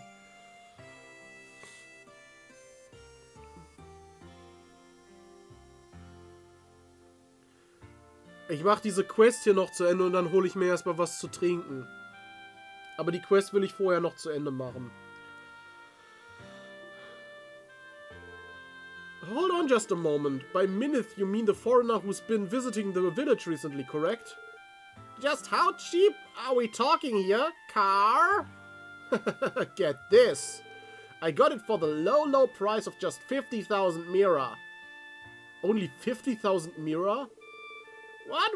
What I wouldn't give to be that lucky just once? Does the goddess have it in for me or something? Car? Du hast doch das geile Auto, du hast doch das Neko-Car, was du mit benutzen kannst. Easy, Noel. I can see you turning as green as your head. Ja, ich glaube, ich werde auch grün im Gesicht. Sorry, force of habit. Moving past Noels Mechanophilia. Es wird sogar extra darauf eingegangen. The average market value of a new truck should be nearly 500,000 Mira, which makes the amount you paid exorbitantly low. Da fehlt wahrscheinlich fast alles. That would be a 90% discount. It sounds more like a charity than bargain. Well, he said the price was cut. The price cut was so we could make our work easier without breaking our budget. He and Derek have been working out some sort of plan. I guess it's coming along. That Minith, I tell you, my hat's off to him. Plan? Shoot! Derek said I'm not supposed to talk about it. Pretend you didn't hear that. Anyway, this Minith guy is the real deal. So you say. Wait a minute. Did you come back alone, Elkin? Chief Tota said you and Derek went to the city together to deliver produce. We did, but Derek told me he'd catch a bus back to the village later. He said he had some business to take care of. At the hotel in the entertainment district. Another meeting with Minith, I'm guessing. Hey Lloyd, this could be our chance. To speak with them face to face? Probably, yeah. We should head over to check things out. Thank you for speaking with us, Elkin. This was very helpful. No problem. Now that I get what you're after, but hey, good luck all the same. So, Crossbill City East Exit.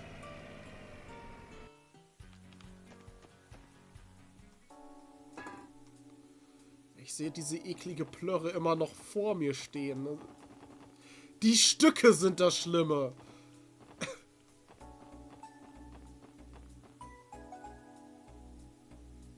Du hast die Ketchup mit Mineralwasser gemixt und das schmeckt schon. Ja! Aber die Stücke machen es noch schlimmer.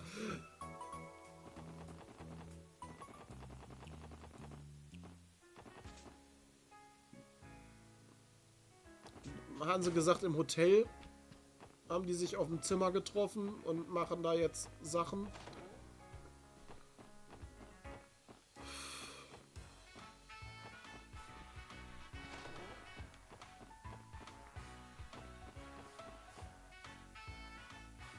Stücke in egal welchem Getränk sind schlimm.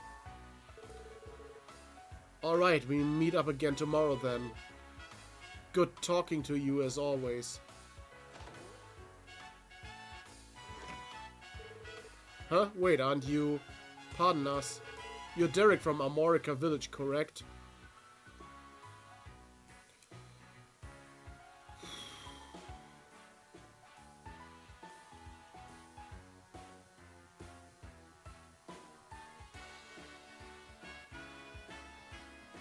Ich muss gerade...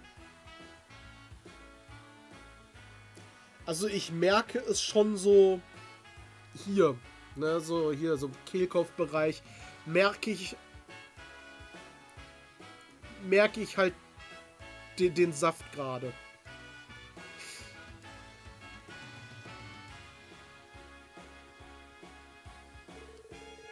That's me. There's something I can help you with? I probably should have opened with this, but we're with the Crossbill Police Special Support Section.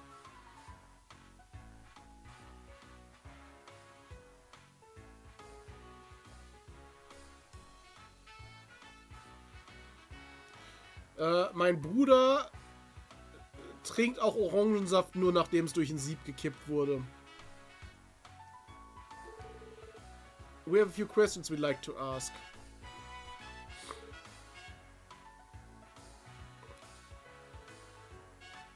Was ist das eigentlich da neben deinem Namen, Charlene? Let me guess, my father sent you here, didn't he? Da ist irgend so ein Symbol neben deinem Namen. So ein 2 Herz, 2, 3. Was bedeutet das? Twitch-Rückblick 2023. Was heißt das? Warum steht das neben deinem Namen? Das fällt mir jetzt gerade erst auf.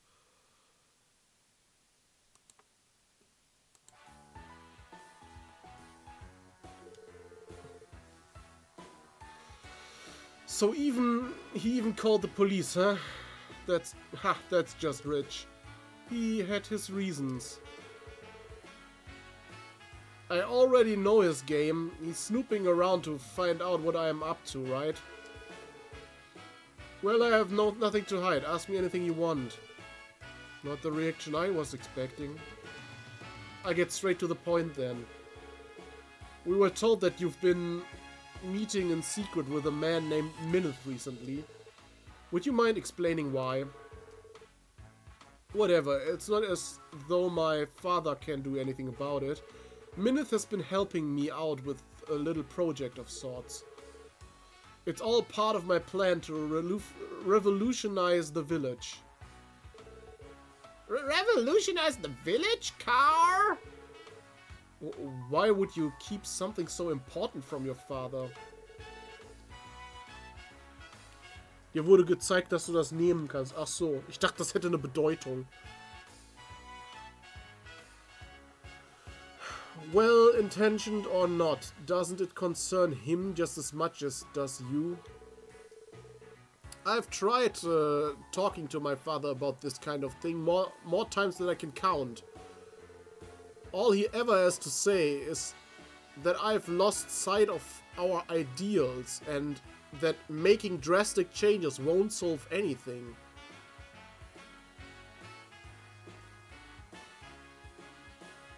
Aha, das stand da, alles in lila getaucht.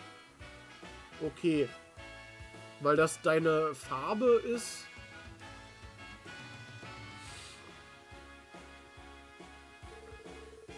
But if things continue the way they are, a rural village like ours has no future.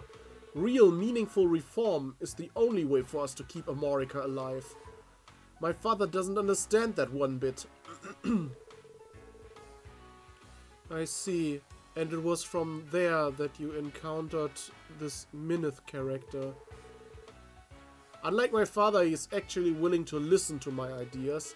In fact, he helped me discover a huge opportunity for our village, a priory. I plan on working with him to launch a major enterprise in the near future.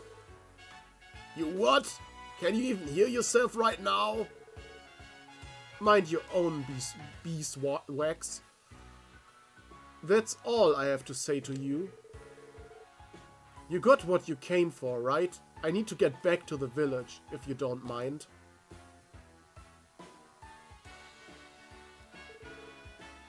That was rather curt. Yeah, he totally blew us off, car.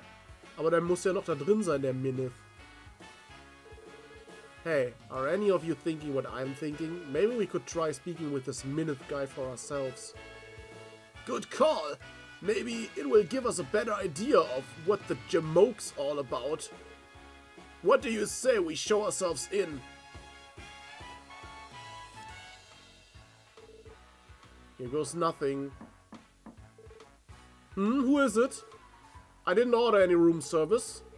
Excuse me, we're looking for a Mr. Minith. I apologize for bothering you, but we're with the Crossbow Police Special Support Section. We have a couple of questions to ask you. Oh dear, you're police officers? Why didn't you say so sooner? Come in. The door is unlocked. Ich hab morgen frei, ich kann sowieso schlafen. Ausschlafen. Ich weiß nicht, ob ich heute noch schlafen kann. Nach diesem Gesöff. This feels almost too easy somehow. Maybe he is more of a wheeler dealer than we think. Alright, we're coming in.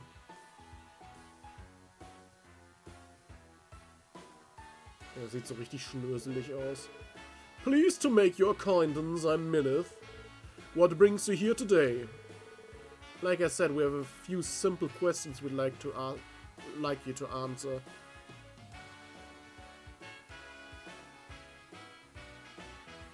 Auch richtig schön kurze Tage, das ist... Da freut man sich doch immer.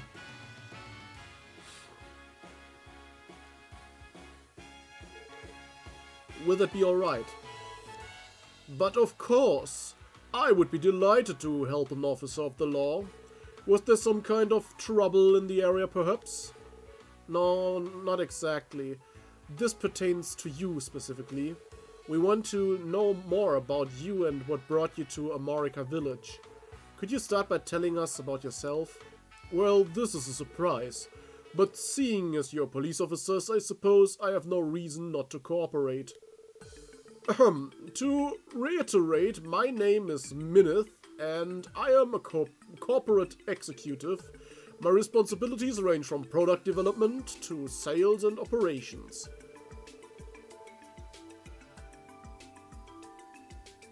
I've been visiting our America village to secure the important business deal on behalf of the Quincy Company. Did you say the Quincy Company? Not ringing any bells personally. You heard of him, Mademoiselle? In a sense, the Quincy Company is a famous international confectioner. They're only the most prominent names in their one of the most prominent names in their field. You can even get their products here in Crossbow. Yeah, that does sound familiar. I think I used to buy their chocolates as a kid. I always paid more attention to what was in the wrappers than what was on them. That's quite alright, young man. I too was what one might call brand blind in my youth. You see, despite working for the company, I've never been one for sweets. It was my long-standing reputation as an irrefutable salesman, in fact, that led me to my current position. My apologies, I didn't mean to get us off track with my personal milestones. It's fine, we're the ones who asked. So, about that business deal with America Village you mentioned, would it happen to have anything to do with Derek, the son of the village chief? He told us that it has something to do with the future of the village. Oh, did he now? In that case, I suppose there's no sense in keeping those details on our wraps. Yes, Derek and I have indeed built a strong working relationship over these past several days. We were aware of that much. Could you elaborate? But of course. The Quincy Company is constantly seeking out new opportunities to grow our confectionery business. As such, the head office tasked me with a project to that effect. Our goal is to gain a foothold from which we can expand into Crossbow. In other words, you want to establish a subsidiary of the Quincy Company here in our state? Precisely.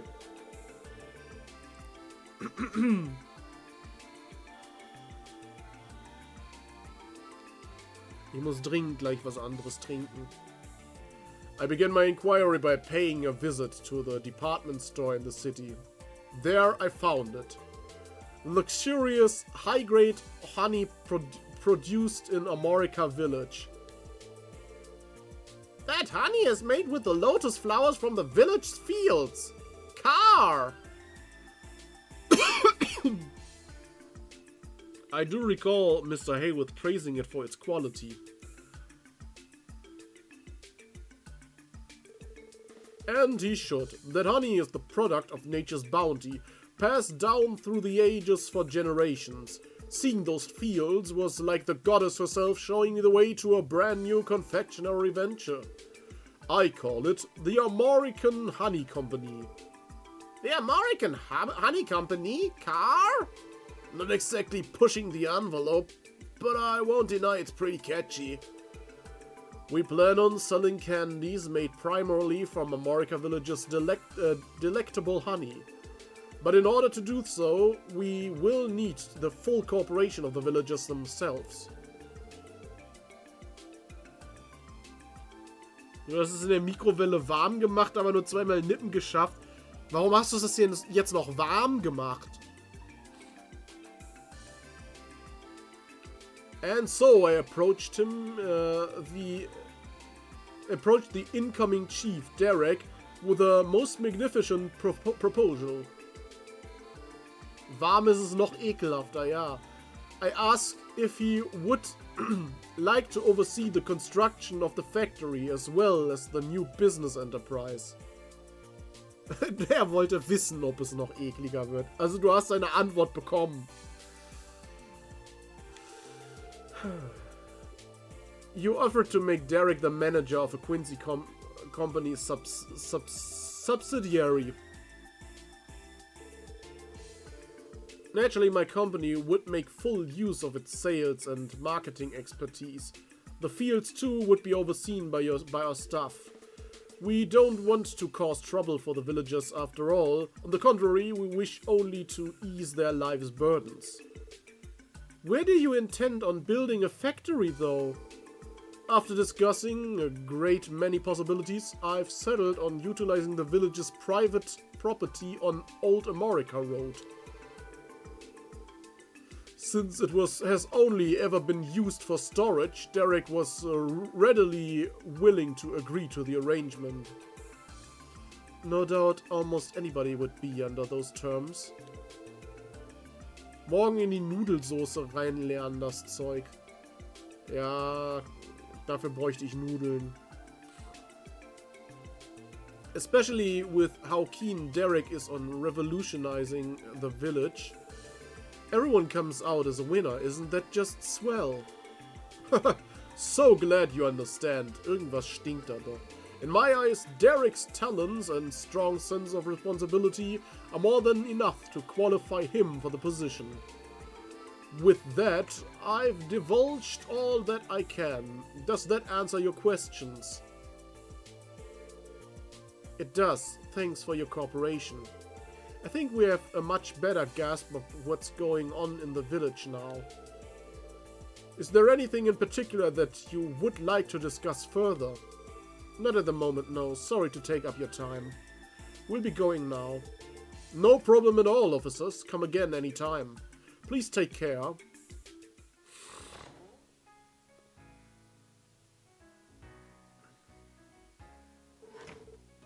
Ich habe gerade so eine Mischung aus mir ist schlecht von diesem widerlichen, tomatenstückigen Kackzeug. Die Stücke schwimmen auch oben. Ich glaube, man sieht es, ne? Wie hier da die... Also eine Mischung daraus, dass es davon immer noch mir schlecht ist. Und aus, ich habe Hunger.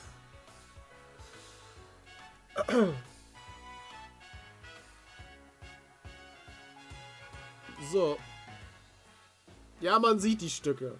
Die sind das Ekelhafteste da dran. Where do we even begin? This is quite a plan they've put together. Evidently, Minith is more shrewd a man than we took him for. The whole spiel took some untangling, but it sounds like it could pay off big time. Seems too good to be true, honestly. At any rate, I think we've got all the answers we're looking for. Car!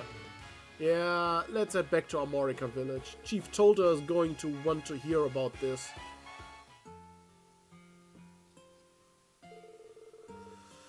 I don't believe this! Minith is with the Quincy Company? And then there's this whole American Honey Company business. This is quite an extensive plan they have, and it involves building a factory on the village's private property, no less. Never did I take Derek as the type to pursue something like this. Has Derek returned to the village yet, by the way? That's right, I don't believe I see him around. He said he'd be returning to the village when we ran into him at the hotel, Car. Well, I must confess that Derek doesn't come home very often these days. Instead, he's been renting a room for himself at the Ash Tree Inn. I understand Minith has been staying there as well. Perhaps that was Derek's reason for relocating. That way his plans to industrialize our land could proceed without my knowing. What a shameful excuse for a father I am. I wouldn't be so sure about that. What if moving into the ash tree was actually Minith's idea rather than Derek's? Maybe it was him who was trying to keep you from catching wind of what's going on. What do you mean? I'll let our dashing leader here handle the details. Ignoring that first part, I'll do my best to explain. Is there something more to this than we realize, Lloyd? Keep in mind that I am only speculating, but I have my suspicions about this Minith character. What do you mean? The plan he laid out for us would supposedly benefit everyone involved. America Village gains a new industry, while the Quincy Company gains a subsidiary in a market they want to expand in. At a glance, it all seems well and good. Almost too good to be true, don't you think? Well, now that you mention it, as another point of concern, consider the ridiculously low price at which Minith sold a new Orbital truck to Elkin.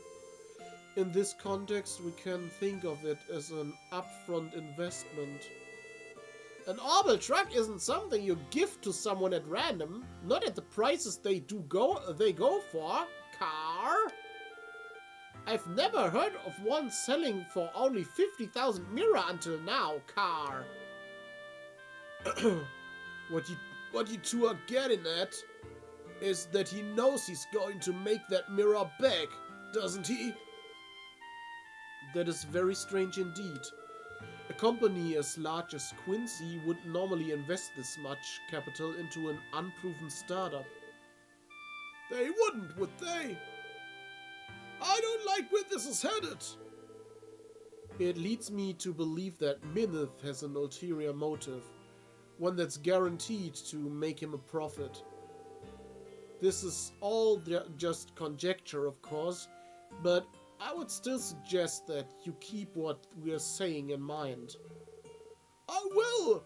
We'll have to be very careful about how we approach this matter. And kudos on the fine investigative work, SSS.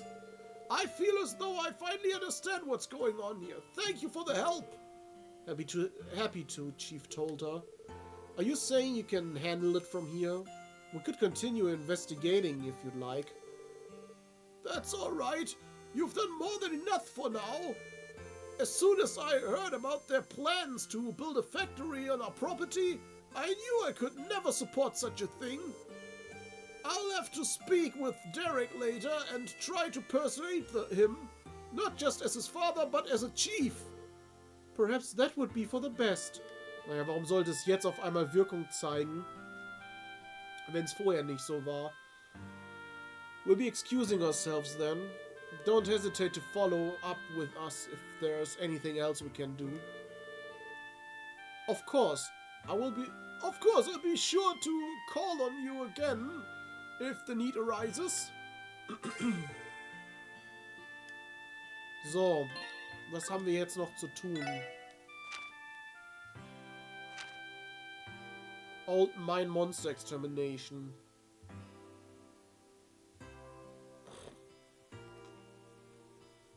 Also wir müssen noch ein Monster exterminieren.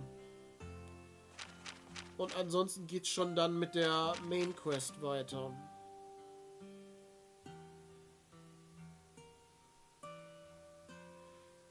Komm, das machen wir noch, die alte Mine bei Mainz. Das machen wir noch und dann beende ich den Stream. Dann habe ich sowieso quasi geschafft, was ich wollte. Dann lohnt sich jetzt auch keine Pause mehr. Das ist ja auch nur ein Battle quasi und kein wirklich mit Dialog behaftetes Quest-Gedöns.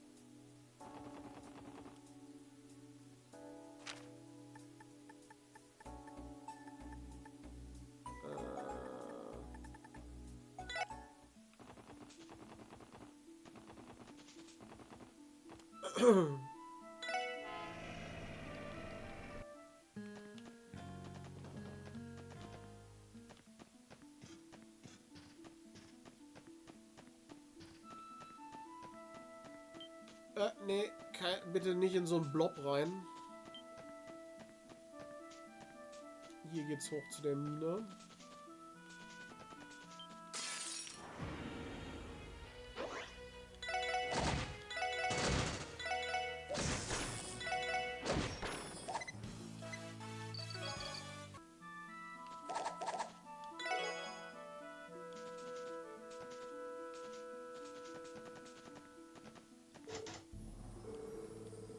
A wanted monster says the target is in the old mine.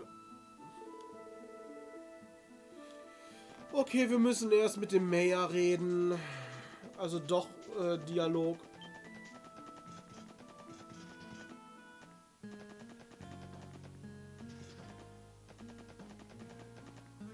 Der Mayor ist hier, oder?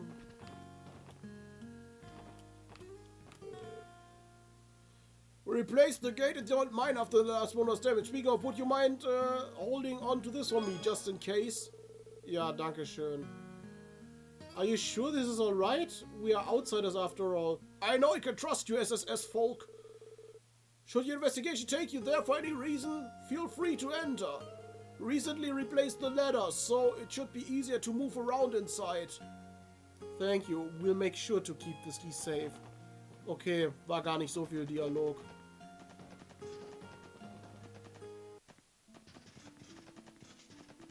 Ich muss, glaube ich, wirklich gleich was essen und diesen Geschmack übertönen.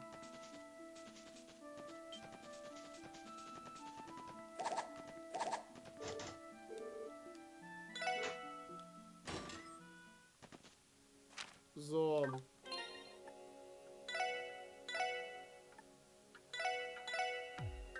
Ja, also ich habe mich danach nicht gefühlt, als ich das getrunken habe, als ob ich 50 CP zurückbekommen hätte. Aber unsere Gruppe scheinbar.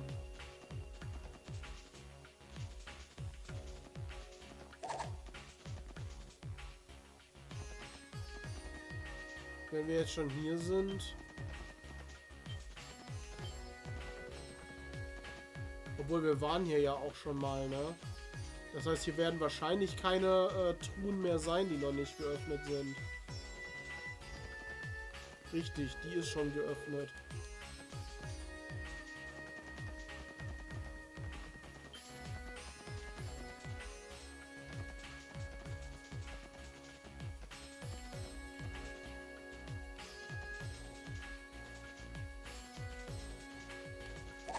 Es wurde extra darauf hingewiesen, dass man hier die Leiter jetzt benutzen kann.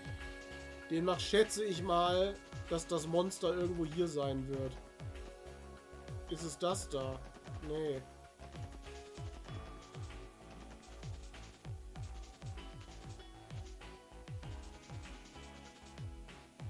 Scheinbar ist es da, wo der Bossgegner ursprünglich war.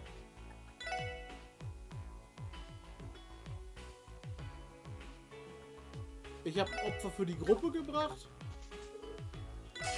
Kann sein.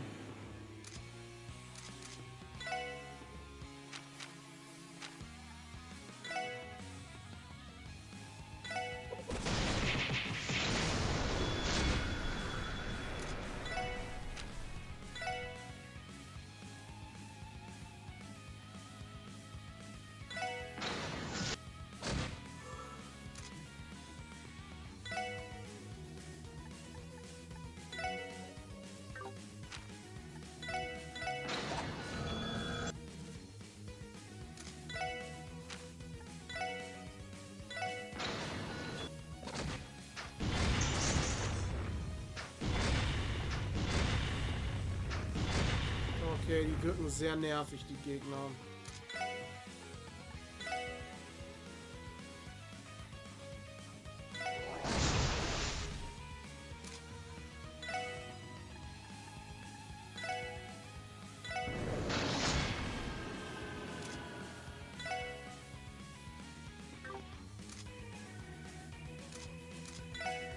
Weil sie die ganze Zeit flächendeckenden Schaden machen. Aber zwischendurch machen die auch manchmal einfach gar nichts, wie es so aussieht.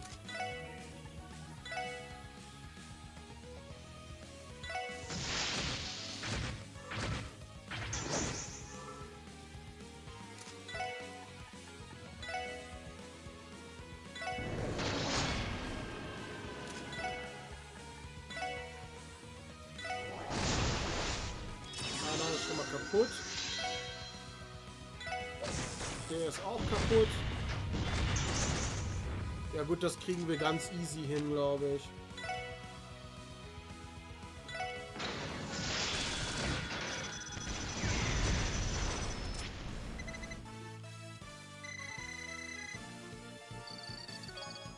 Noel füllt richtig heftig schnell ihre CP auf. Craftbook Blast. Look at that! It was hiding a craftbook. I think this one is geared towards Tio and Noel's weapons of choice. Shall we begin testing it, Noel? I'm game if you are. Let's do this, Tio. Car! Blast Hammer.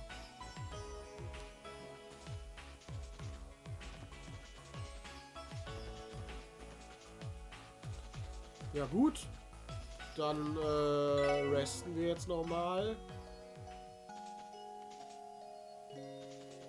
Und können wieder hier zurück rausgehen. Und die Quests reporten. Ist das eine geschlossene Truhe? War das eine, wo ein Level dran war? Level 85, welches Level haben wir denn? 67, wir sind dafür noch zu UP. Nicht OP, sondern UP. Wir sind underpowered dafür.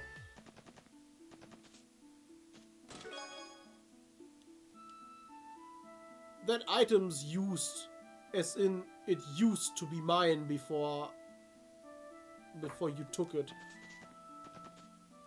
Okay. Wenn du das meinst.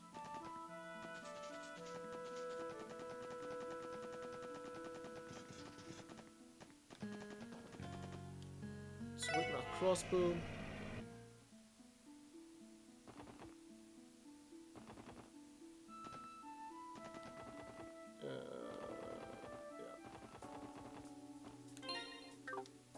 Nee, hier, der Knopf ist es. Zentralsquare.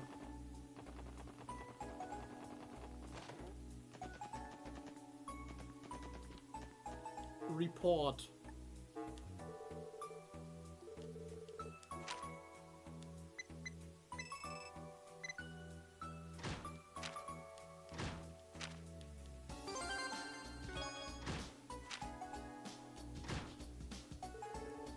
So. Dann können wir beim nächsten Mal an der Stelle hier mit der Main Quest weitermachen, weil jetzt die Nebenquests alle abgeschlossen sind. Der Stream geht auch schon wieder 3,5 Stunden. Mir ist halt gerade richtig schlecht von dem Tomatenzeug. Und ich bin auch noch müde und hungrig. Und das alles zusammen.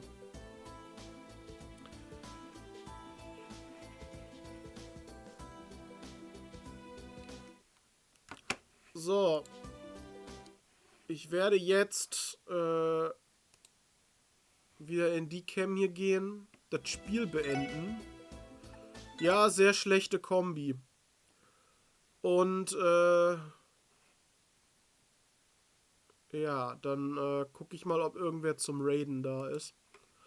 Heute können wir das ja machen, es ist ja noch nicht so spät.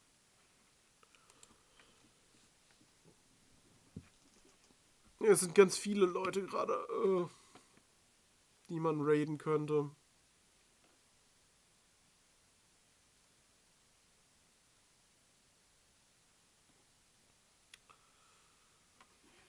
Wir könnten mal Drago raiden. Das ist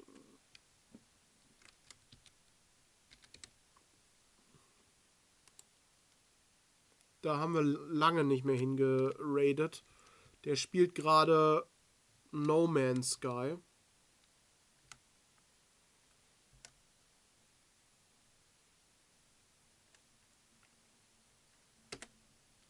So, wir sehen uns dann hoffentlich beim nächsten Mal wieder. Bis dann, Leute. 3 Sekunden muss ich noch warten bis zum Raid. Bis dann, Leute. Tschüss. Gute Nacht.